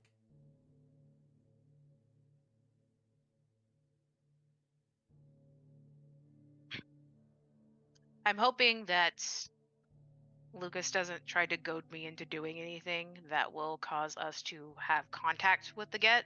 I don't feel like we are prepared yet. I also purposely left my clave back at Lettuce Lake. Okay. In my pocket, though, is the aura shades that we found. So as you arrive, cutting the engine to Ryder's motorcycle, which you've been practicing with and taking out for occasional rides, using as your primary form of transportation, just to get some more miles under you, some more rides under you. You look over and you see Lucas's truck parked outside, but Lucas isn't within. Might be inside. I'll climb off and head towards the door.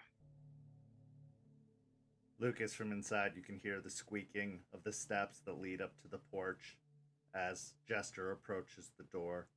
Jester, you just let yourself in. You've been here enough times that you know that it's kind of an open door policy for you, no matter how much Eliza might grumble about it. She's only doing so half-heartedly. A little bit of the curmudgeon still deep within her, even though it's fading the more time passes. But as you make your way in, you can see that a third glass has appeared on the counter already, and a iced tea is being poured into it as you open the door and find Lucas and Eliza standing by the kitchen counter talking.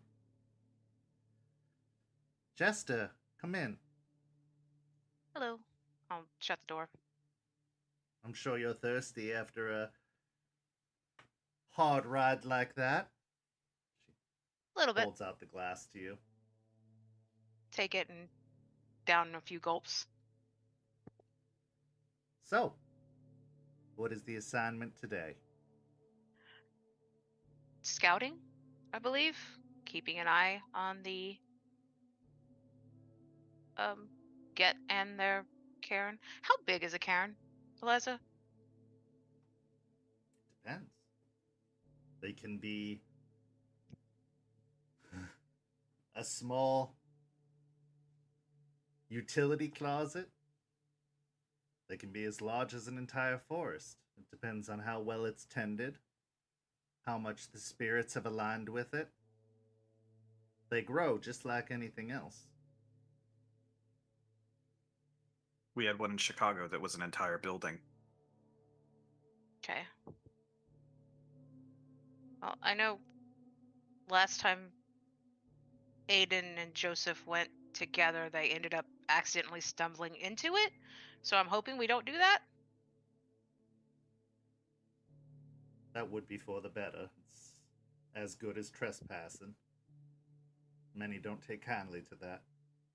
Right, and if Aspen wants to make temporary allies at least, trespassing probably isn't the best idea.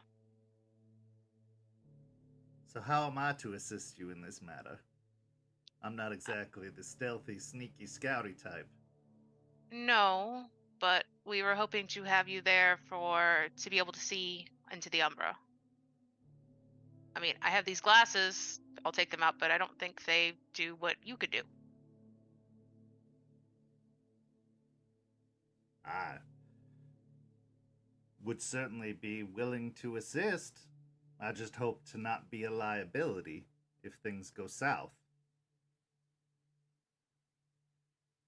And those glasses you refer to can give you the sight, maybe not the understanding, but the sight to the other side just as well as I can.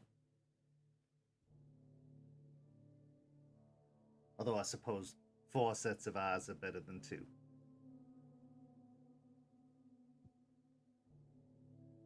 Very well. Lucas, do you have enough room in that beast of a vehicle of yours? AC's a little shaky, but yeah, we should be able to get there just fine, all 3 of us up front. I'm from Georgia, darling. I'm used to not having AC. Yeah, it's ridiculous down here. All right. Very well. She grabs a thermos out of the cupboard and pours more of the iced tea into it before capping it. She walks over to a medicine cabinet and pulls open a few of the drawer, grabbing some ingredients and herbs that she shoves into a crocheted shoulder bag. that she pulls on over. I'm as ready as I'll ever be. Let's go then. Jester, you forgetting something? Nope. Are you sure about that? Yep. Your lead. Step out of the trailer. Eliza closes the door behind. There's the jingle of keys as she locks the door. You make your way down, climbing into the truck. Eliza positioning herself comfortably between the two of you. And they start the truck and pull out of the trailer park. Start driving along the streets, following the directions you were given by Aiden, heading towards the cairn of the Cult of Fenris. The scene is yours for any conversation you wish to have on the trip. Jester, if we do get made, what's the plan? I guess we're gonna have to talk to him. And if they don't want to talk?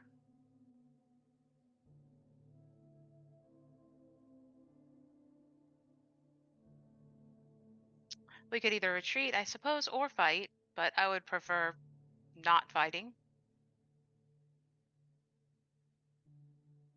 Defensive measures only. Yes. And this is your op, so I don't want to step on any toes again. I didn't bring it because bringing it may, if we do get made, may symbolize that we are being aggressive. Like you said, it's made to kill us. Two of us bringing it along may seem that we are ready to fight them. Violence invites violence, so it's not a bad plan. Objects make as much of a statement as words do. Words, that's a you thing. That's not a me thing. Fair. I'd rather us not be seen. I think that's the primary idea. Yeah. I'd say we do have to engage in a conversation. What's the conversation? Start with curiosity, I think. More of we're trying to feel them out. Gain as much, give as little. Yes. It's a good plan. Okay. Gonna do good cop, bad cop? Sure. Definitely the bad cop. Yeah. I'm sure you can annoy them as much as that you annoy Aspen, so. Oh, I'll give him 50% versus the 10% I've been giving you guys. Excellent. Maybe 20% of the 10% I've been giving you. I'll figure it out. Sounds good. Okay. You fall quiet, just allowing the time to pass, though the moments tick by very, very slowly. Especially for you, Lucas, who feels like you're walking into a very bad situation and now even less prepared than you thought you were going to be when this whole crazy idea was come up with in the first place. You thought you had two clave-wielding individuals walking in, but really you just have one. And much to Eliza's statement, yeah, she can throw a good fastball, but who knows how much of the actual fight she has in her. She mentioned being a liability, and you can't help but have that thought in your head now. Though maybe unnecessarily, because she is a theurge, she is an older guru, which is rare, something that you, even with your grand sept that you grew up in, saw very, very little of. Most didn't make it past their 40s, let alone to their 60s, which she appears to be.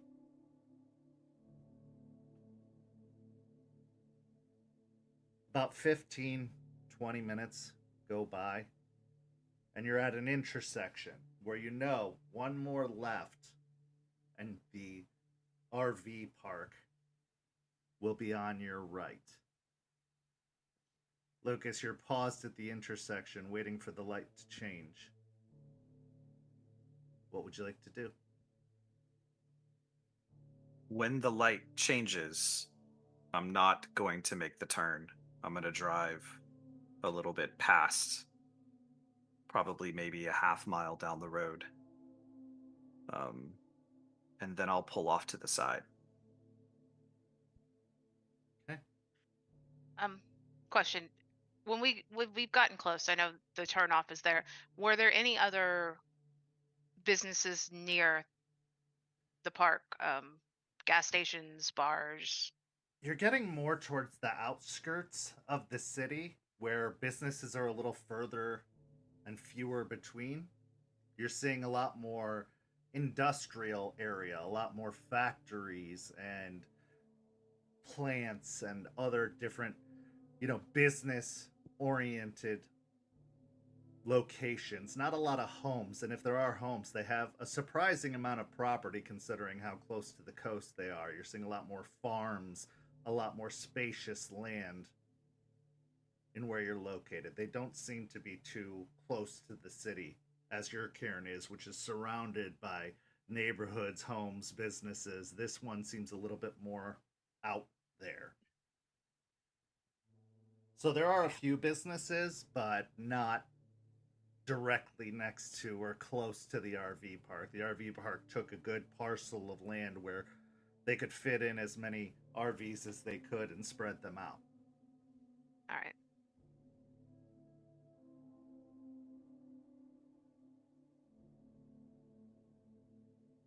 Going through the woods. Yeah. Do you want to go like this? Do you think we should get down on all fours? I plan on getting down on all fours. Sounds like a plan.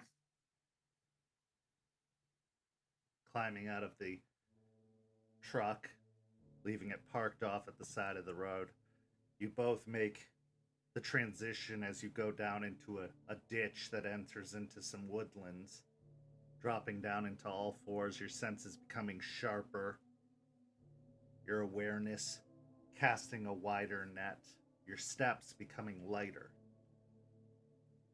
As Eliza follows behind, she also drops down into all fours, but it is a slower transition.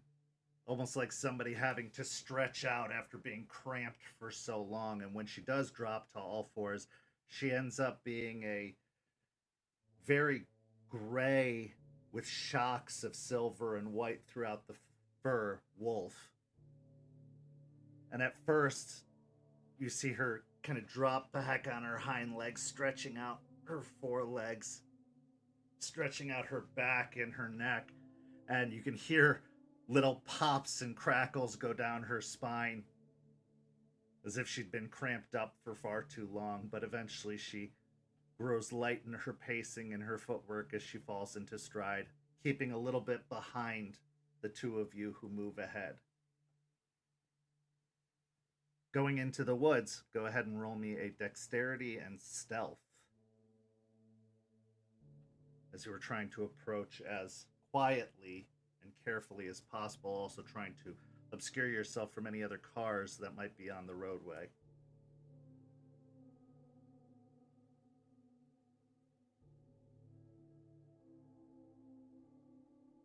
Three successes. Okay. I'm going to spend a willpower.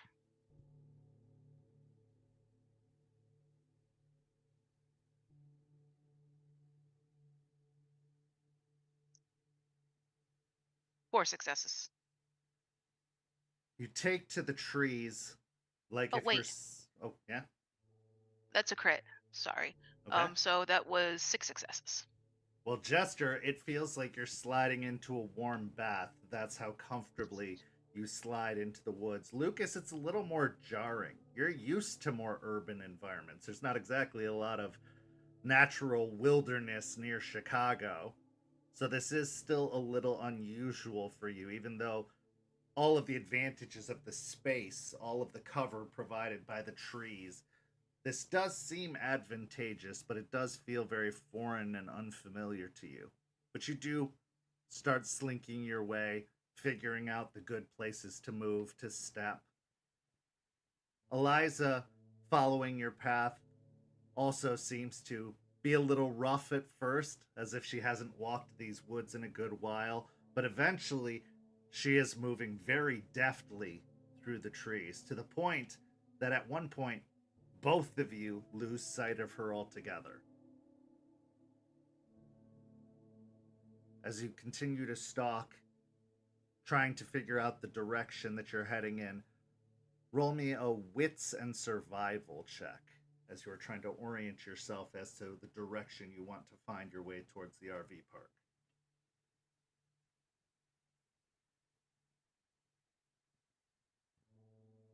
Three successes. Okay.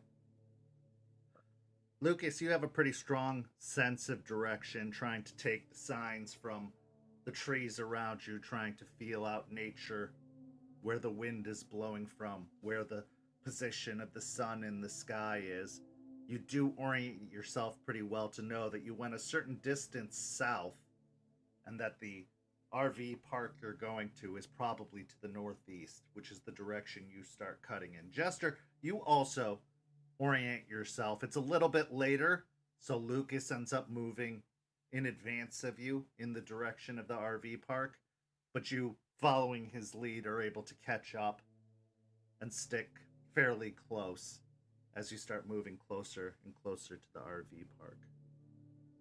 With the pace that you're heading at, keeping it slow and steady seems to be the best course of action, as to not trigger anyone, to use the stealth that you have gained, the advantage you have of this unusual direction in which you're approaching to your advantage.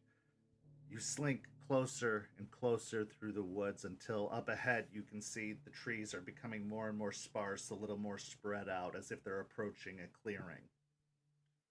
As we're going, I would like to sniff out, like slowly, as we're going, to see if I can pick up any other wolf scents. Give me a wits and awareness. All right. Actually, a wits and investigation. You're looking for something very specific. You're not trying to get a Okay. general sense of your surroundings.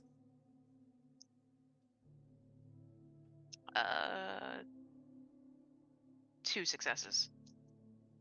Sniffing the air, there's definitely a scent of wolf, but you're not really sure if it's coming from Lucas or potentially Eliza. It's really hard to discern any differences in the odor. Nothing seems to stand out too clearly as you continue moving forward. There is a general scent of wolf, but it's hard to nail down what it's emanating from specifically.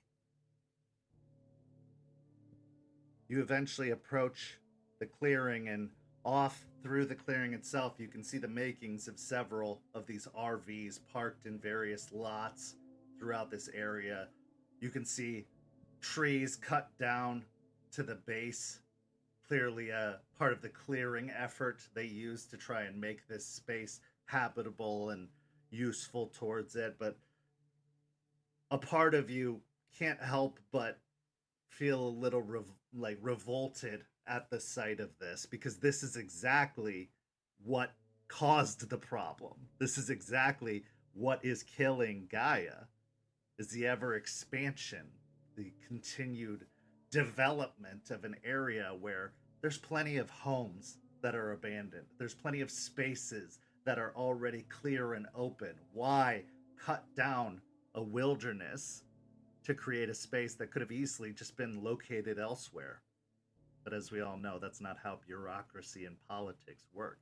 Those open lands are likely owned by somebody who doesn't want a trailer park on their land, doesn't want RVs parked in their front yard or on their farm. You can both take a point of rage as you observe this deforestation in front of you. Eventually, you reach the edge of the clearing, a low growl almost naturally emanating at the back of your throats. But you have paused right before the clearing. What would you like to do next? Do I see any movement? Any people walking around? Give me a wits and awareness. I am looking for Kyle. Okay. Yeah, that would be a wits and investigation for sure. Okay.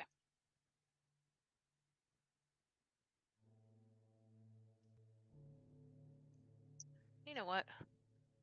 Before I do that, I think I want to activate ancestors. So. Okay. Remind me what that does and what the mechanics for it are. Sure. Pull it up real quick.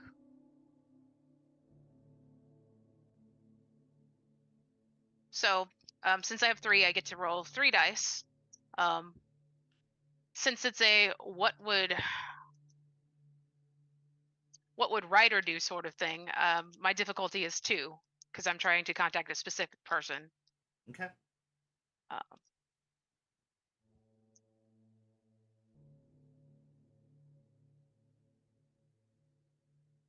And I got 2 successes, so that's going to give me an extra dice to roll. Okay. So calling upon your memories of Ryder, the imprint he has left upon you and your spirit, trying to use his sharpened senses, his knowledge, his awareness, his guile to aid you.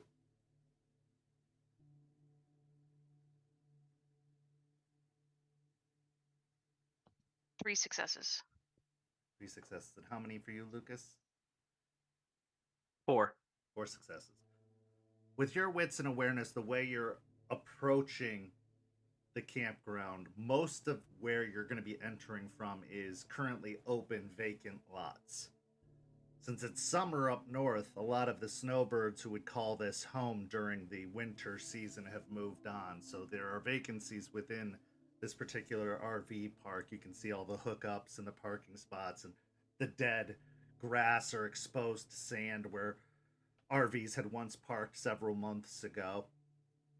But off in the distance, where it's a little more populated and crowded, you can see individuals moving about, a few people going about their daily lives, maybe some of them setting up to have a barbecue. You can smell the grills and hear the hissing and popping of the charcoal and the meat being laid out on the grills. There are people present, but they are a bit of a distance away. Jester, calling upon the spirits, looking specifically for Kyle, looking for that one individual. You don't catch sight of or catch wind of Kyle in the immediate vicinity. But you know, based off of the stories that Joseph and Aiden had told, the location of the cairn is on the opposite side, near the back, the abandoned lots. So probably straight across this clearing on the other side is where you would find them. Since it's a clearing, there's still like woods around it, so I could circle around. You could, yeah. Okay. I'm gonna start slowly circling around, crawling on my belly like Aiden taught me. Okay, give me another dexterity and stealth. I'll follow her.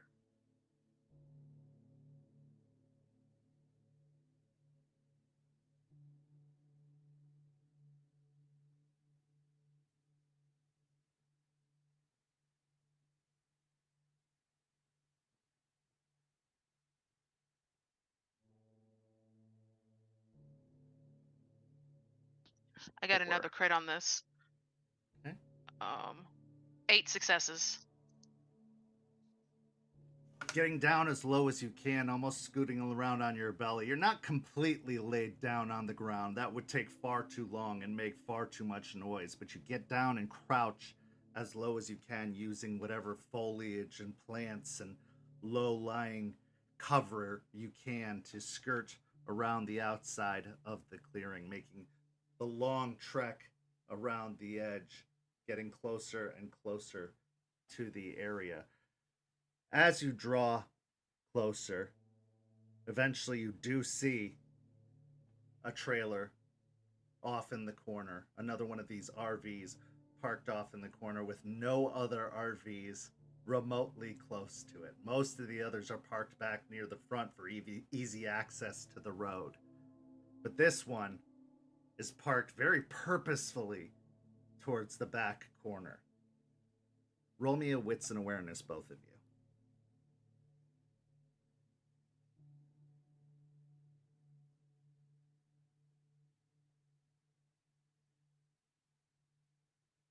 Two successes from Jester.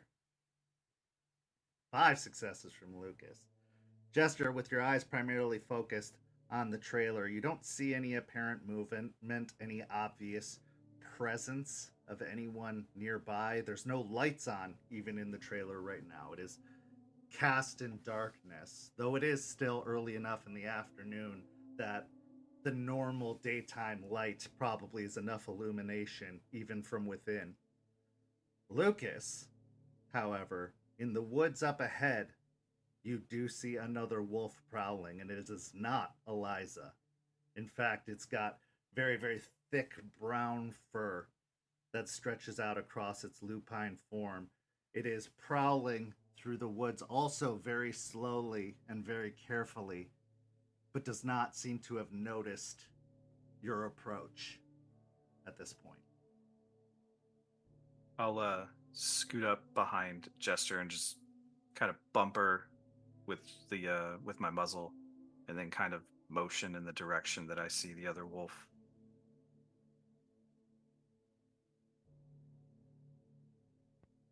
If he points it out, can I see him? Oh, absolutely. Yeah, I'll with stop a little moving. bit of direction, you can see the wolf prowling through the woods, pausing every now and then, stalking, but not in the direction that you are coming from. Okay, I will stop moving for now.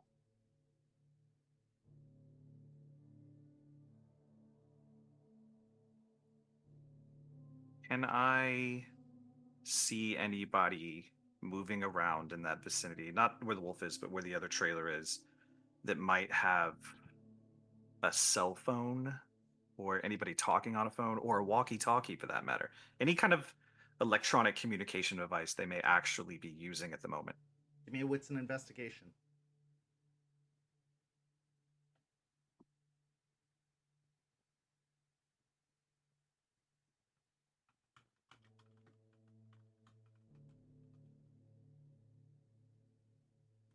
Three.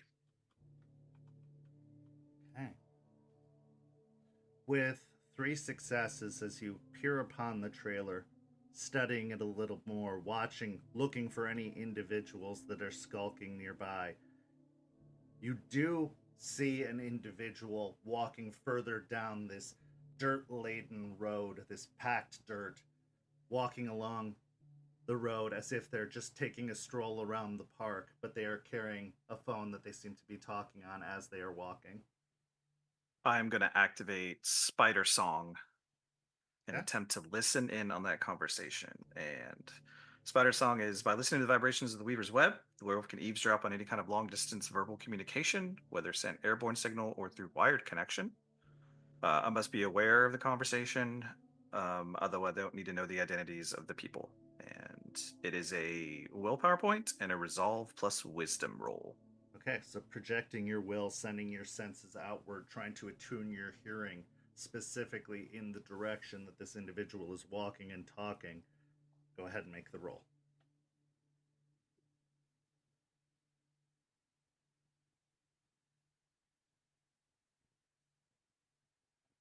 Two successes. 2 successes. You hone in on the conversation as best as you possibly can. Your ears twitching and prickling at the sounds, kind of sussing through and sorting through the various tonal shifts, trying to make out the conversation. Eventually, you hear, "Yeah, Mom, things are good. I like Florida. It's actually a lot cooler down here than it sounds like it is up there."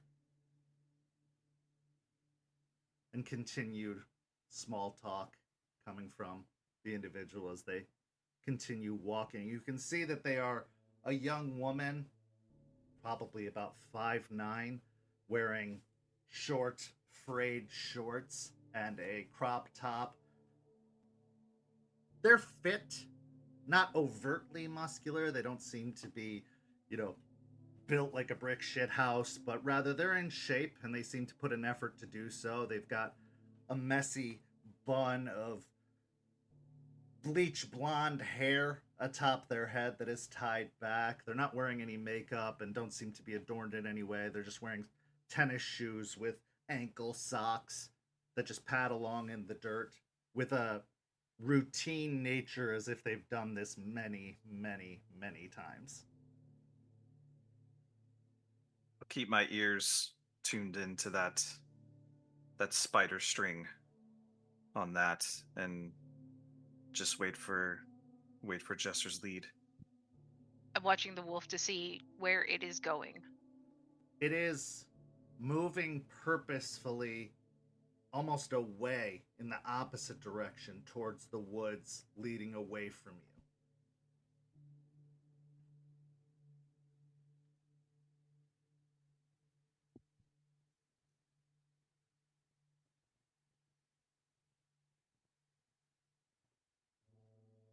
Check to see the lights are behind us. Give me a wits and awareness.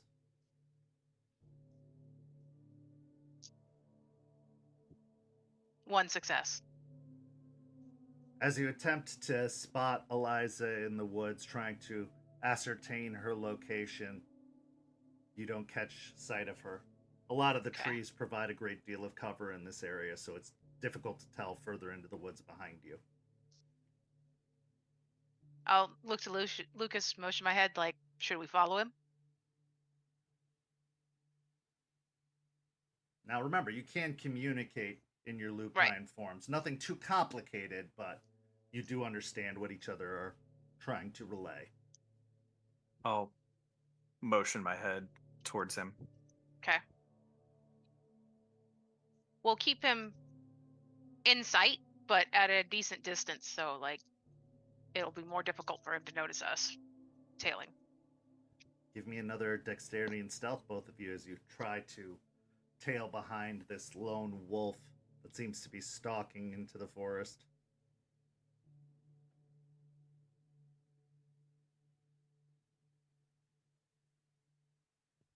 Yeah, I'm going to spend a willpower.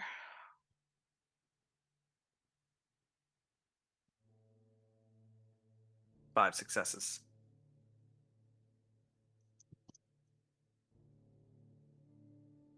Also 5 successes. Silent as possibly can be in this environment, you move with very careful, well-placed footsteps, padding along, keeping an even distance behind you and the wolf in front of you as it also moves diligently and carefully through the woods. It stalks forwards, pausing and hunching down, getting very, very low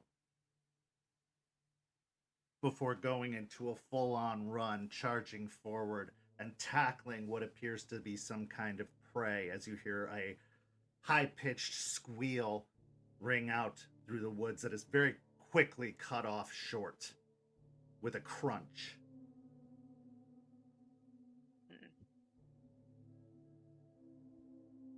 Hunting. I'm going to nod my head back towards the park. I don't really feel like getting in a wolf's territory while it's hunting. I've seen Aiden get prickly. I'll follow where she leads. I'm continuing to listen. Really, I'm just waiting to see if this person on the phone either A, hangs up, or B, says, "Oh crap, I gotta go," as in we were discovered or something has alerted this person to something.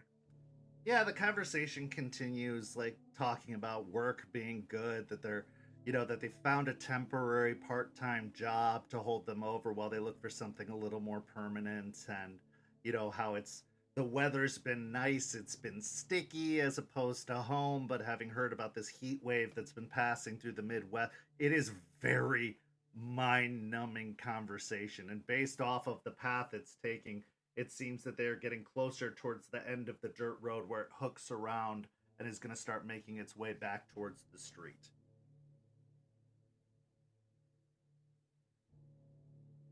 So you're turning back, prowling back towards the camp itself. As you turn, roll me a wits and awareness.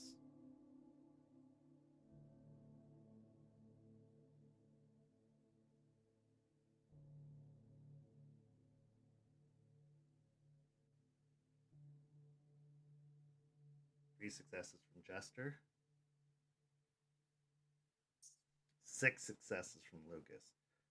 Well, thankfully you both pass, because it's not hard to see.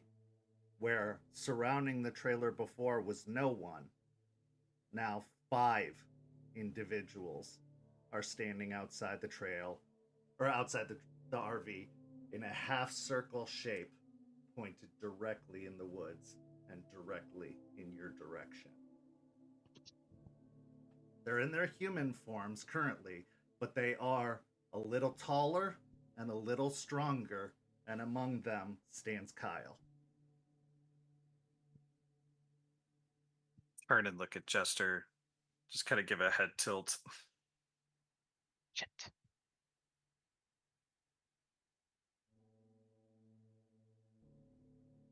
The silence is heavy, and it is thick. Both of you trying to parse out who's going to make the first sound, the first move. The stillness reigns. But after a few moments, from behind you, in the direction that the wolf was hunting, you hear, "Long way from home, aren't you?" Sigh. Look that way. You turn around and you see another young woman who seems to have blood matted around her mouth and spilling down onto a tank top and long tights, almost like yoga pants that are skin tight that go down to the ankles. Her feet are bare. She has a bracelet around her wrist, and she has an auburn short cropped haircut that is almost like a bowl cut around her head, or a pixie cut on top of her head. She is still licking blood off of her fingers as she's watching. I'll shift back into Hamid. Same Little. with me. You make the slow transition back into your human forms, going back from 4 legs to 2. Thankfully, your clothes being dedicated, they return to cover up your form, not allowing you to expose anything vulnerable as you stand up. You know, when we were told to keep doing this over and over and over again, after enough days, it seemed like it was pointless. Like we weren't ever going to catch anything. But once again, we were wrong, and that's why the elders are the elders, isn't it?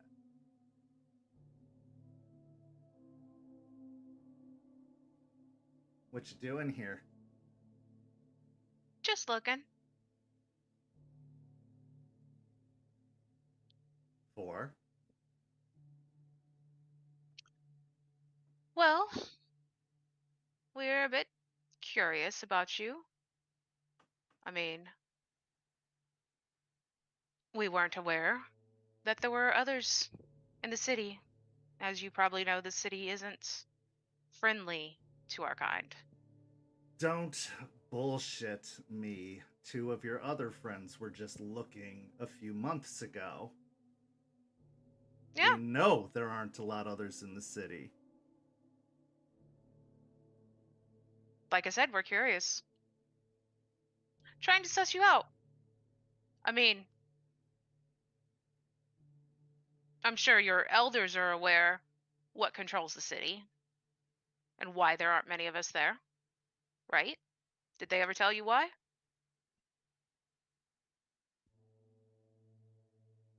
Do you really think you're in a position to be asking any questions?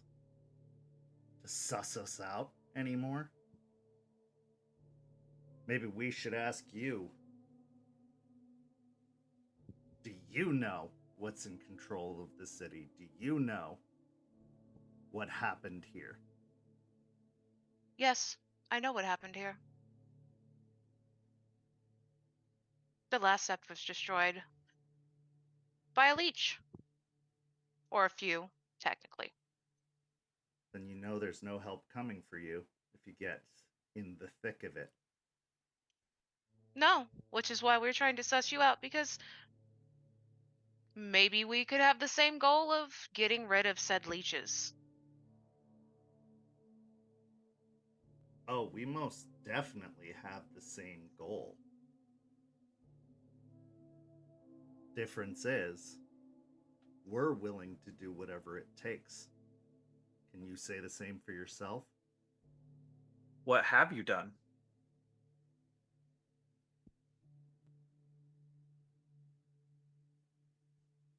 At this point, she looks past you to the 5 that are assembled on the other side.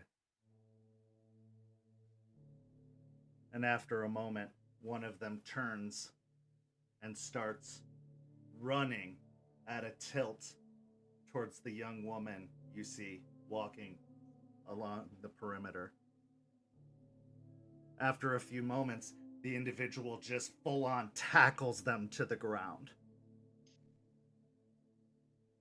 Is that really necessary? If I said yes, would you believe me? You might have to say more than yes to prove it. Is she part of the leeches? Is she a spy?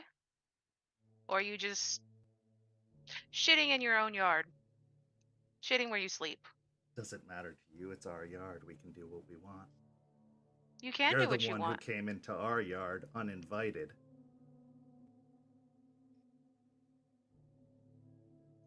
I mean, really? Isn't it Gaia's yard? I mean, that's fair. Gaia doesn't really have much say in things anymore. She's a little too busy dying because of the overt caution you people take. The absurd amount of patience you have, as if we have time for that. Well, You've been here longer than us. What have you done? I popped the Hey! leech last week. So there you go. Just one? This is a slow night. I was trying to get information. I mean, I was apparently responsible for the destruction of an entire energy plant, so there's that. There are Yeah. leeches there. I thought you didn't want anything to do with that. Weren't you going to be all careful about it? Shit happens. Yeah, it does. It's too bad the only one of you with the right idea is dead. Wonder how that happened. Yeah, there's a lot of cemeteries filled with glorious dead people. Yeah, the ones that showed restraint when they should have shown aggression. The ones that withdrew when they should have tilted. Yeah, but they don't write the history books, do they? No, they die. So do the ones that go full tilt.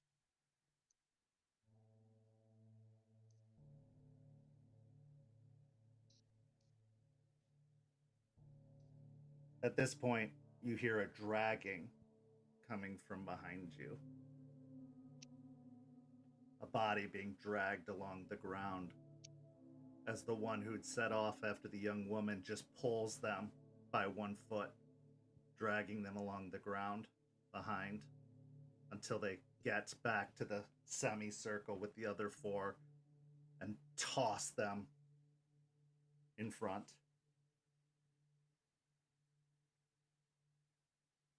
Here's the deal. You trespassed. Gotta pay the toll.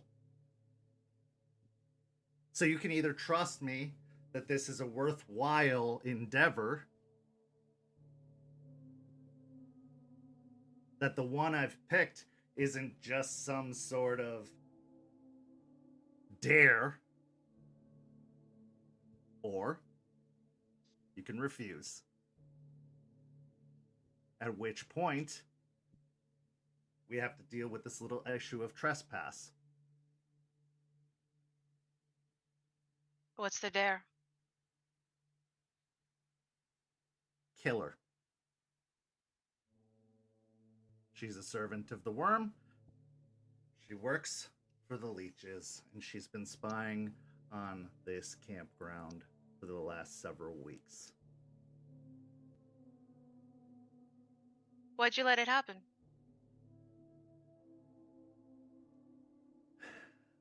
Because sometimes we're not afraid of being seen. We want them to come for us. Because that means they have to show themselves. They don't get to hide behind corporate infrastructure. They don't get to hide behind petty games. They don't get to set the time and the place. We get to set it for them. Or maybe she's just a poor little girl from Tennessee who moved down here with dreams of beaches and sunshine.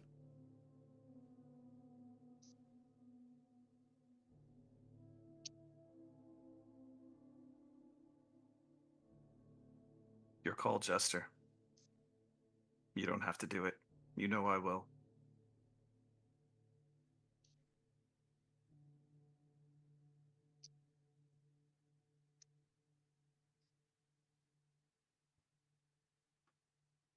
Well, with that being said, now I insist that it be Jester.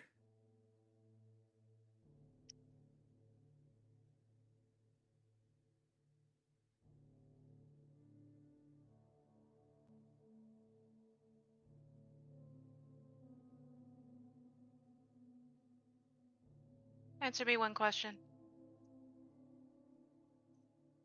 Who destroyed the last sept? What was their name? If you think that they hide behind corporates, what was the last one's name? You know, I thought it was a little cliche when I first heard it. But the more and more I heard the stories, the more it was described to me. It seems fitting. Even if it is a shitty cocktail.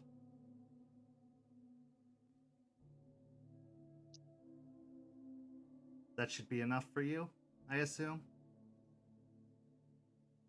Fair enough. I'll shift into Krynos and kill the girl. Okay, give me 2 rage checks. Failed one, made one. Okay.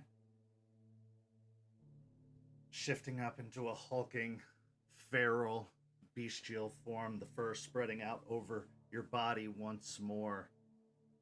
Your mouth elongating into hungry jaws.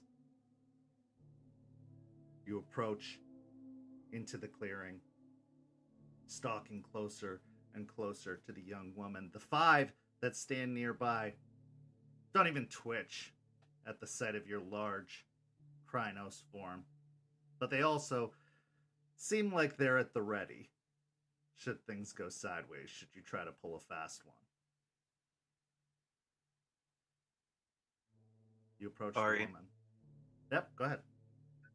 Do any of them have a clave? Give me a wits and investigation.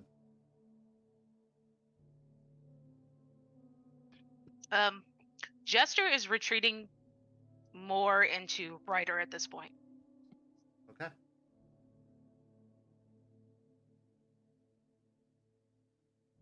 Three successes. Jester, as you pull back into yourself, trying to find whatever fingerprints there are of Ryder on your spirit, whatever inner strength and will there is inside, give me a composure and insight check.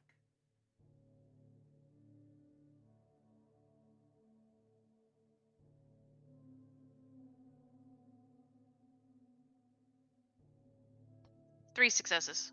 Lucas, as you're scanning the others, looking for any semblance of a clave, you don't see any blades. There's no claves to be found on these 5 individuals, not even on the woman, the 6th in the forest on the other side of you. What you do see on one of them, however, is a pistol that is holstered on one of their hips. You pull in, Jester, to your innermost being, trying to find that place, that refuge within inside of yourself, even though you are shaking to your core, because there is an uncertainty here. You don't know if they're telling the truth. Are you just going to kill an innocent? And as you search within, don't think, just do. They're gonna kill you anyway, and to show anything else is a sign of weakness. If you're wrong, find an opportunity to make it right. Ryder's voice comes to you. You feel your spine stiffen, like a cold icicle has been driven up your spine, reinforcing your resolve, giving you a separation of sorts, to the point that it's like you're watching a movie, almost like an out-of-body experience. You feel like it's not you doing what you're doing at this moment, but like you're watching someone else do it. And that doesn't make it any less horrifying. That doesn't make it any less painful. But it does give you a sense of detachment from the situation as you set upon the young woman. At first, there's no noise, but eventually, when the pain inflicts upon her, screams start emanating. But those screams are quickly replaced by gurgles as you go about your work with vicious ferocity. After a few moments, there's the semblance of a corpse, but it looks more like just utter ruin. And as you kind of lick the blood from your jaws, roll me a wits and occult.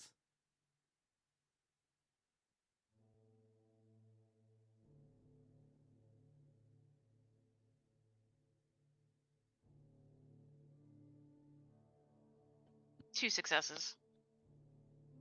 There's a tang to the blood, a disgusting, bitter, ashy tang.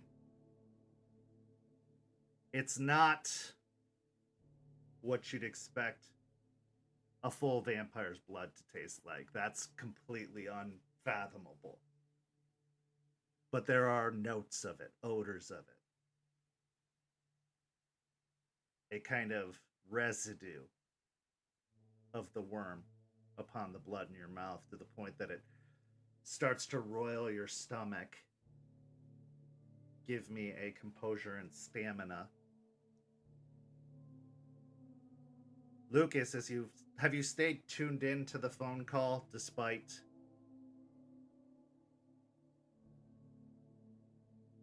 after the roaring and snarling? you hear a man's voice and you hear the phone hang up. Now, the whole time leading up to this, there was no response from the other side. She was talking incessantly, but there was nobody talking back.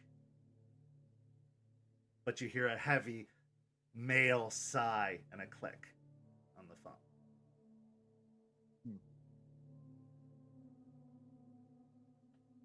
Jester, are you going to stay in your Krynos form, or are you going to shift back after all is said and done?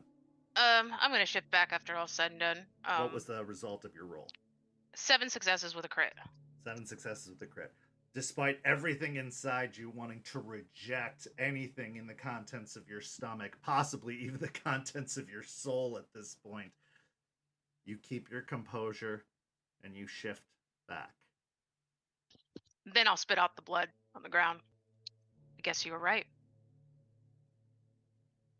Guess I was. Thanks for taking care of this for us. One of you's free to go.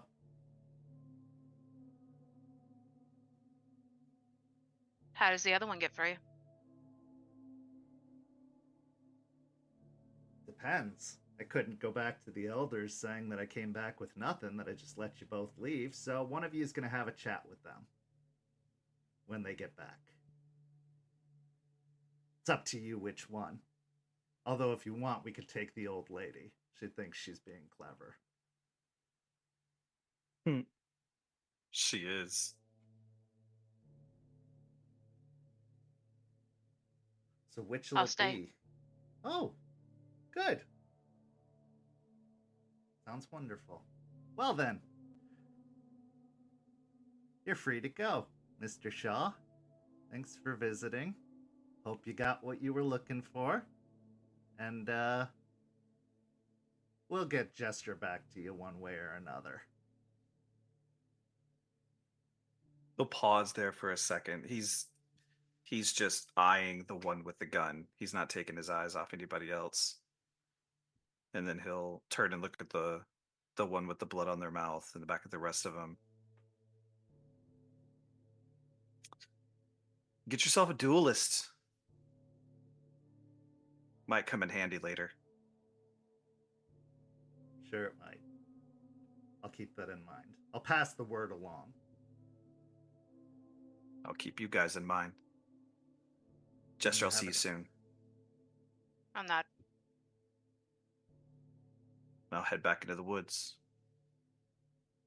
You turn. Still very aware of what you're leaving behind. It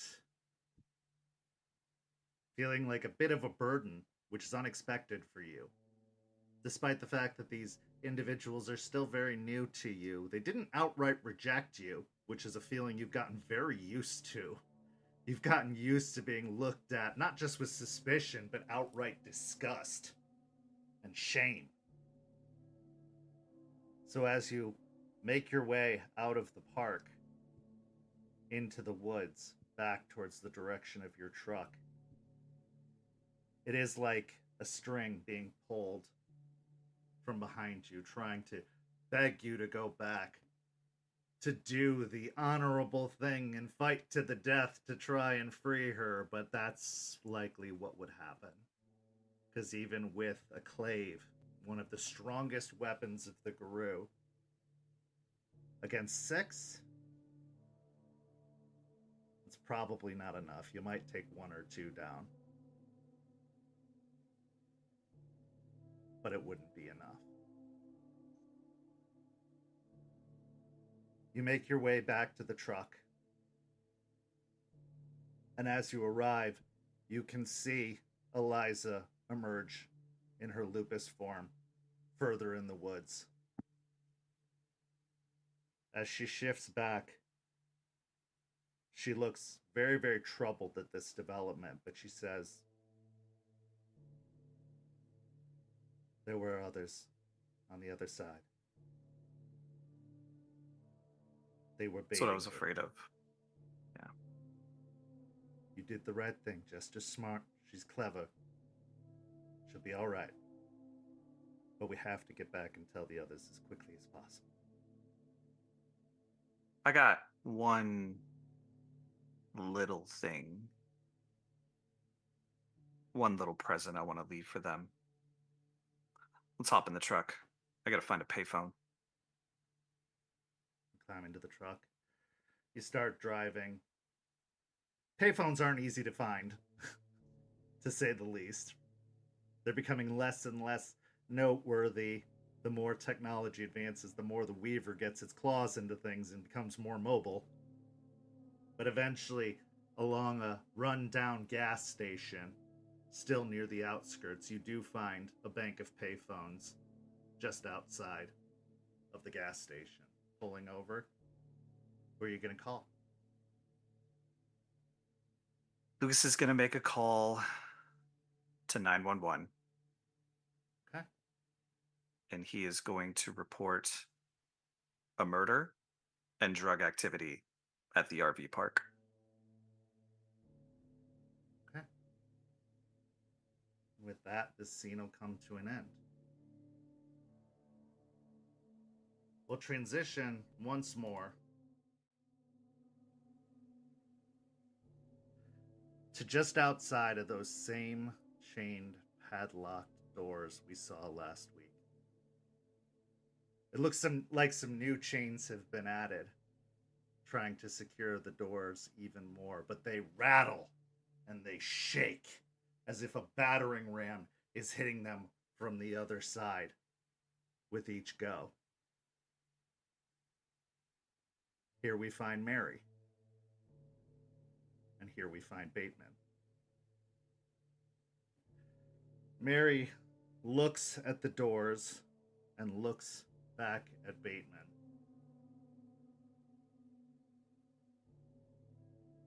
I'm not so sure about this.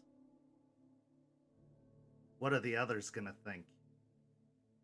You think they're gonna accept that kind of change? And who's to say I'm not the one who does it? The one who takes it? Bateman smirks slightly, looking at her. That's never been your way, your type, my dear Mary. If you'd have wanted it, you would have taken it from the very beginning. What could he have done to stop you? No, you like the freedom you get. And as long as you don't stand in the way, nothing has to change. That freedom can still be yours. Perhaps even more of it.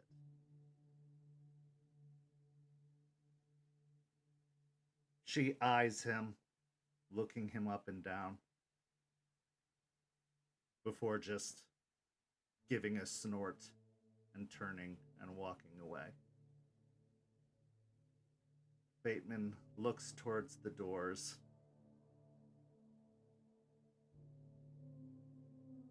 How many have I given you? How many have I laid at your feet? How many have I offered? Because it's what I was told to do. Well, my dear prince, you get one more. And that's where our story comes to a close this evening. Thank you so much to these incredible players. Thank you to everybody watching at home. Thank you to the amazing Rage from Magi RPG and all of the new viewers who came and saw. You can follow St. Pete by Night, and you can see our many, many programs that we have to offer each and every week. This week, we have Don't Get Caught on Thursday. Our Hunter the Reckoning Chronicle, that's usually on Friday, is on a break for right now, so we don't have that. But on Saturday, we have a very, very special After Dark with a professional storyteller, DM Disaster, who is coming to join us, so that's going to be a lovely conversation.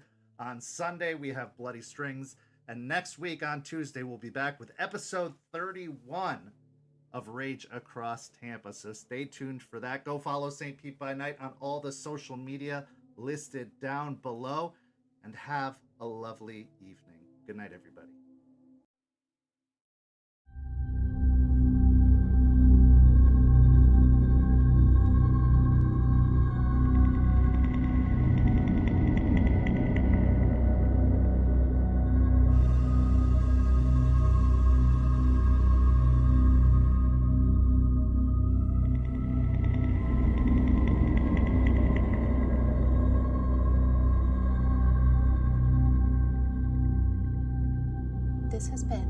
Petersburg By Night production. Rage Across Tampa is produced in agreement with the World of Darkness and Dark Pack. The storyteller for Rage Across Tampa is Kent. Tonight's characters were voiced by Preston, Champ, Noree, Simon, and Walks the Web. Visit our website at stpbnight.com for more information about all of our productions and how you can become part of our community. Thank you for listening. Until next time, fangs, stakes, and claws out.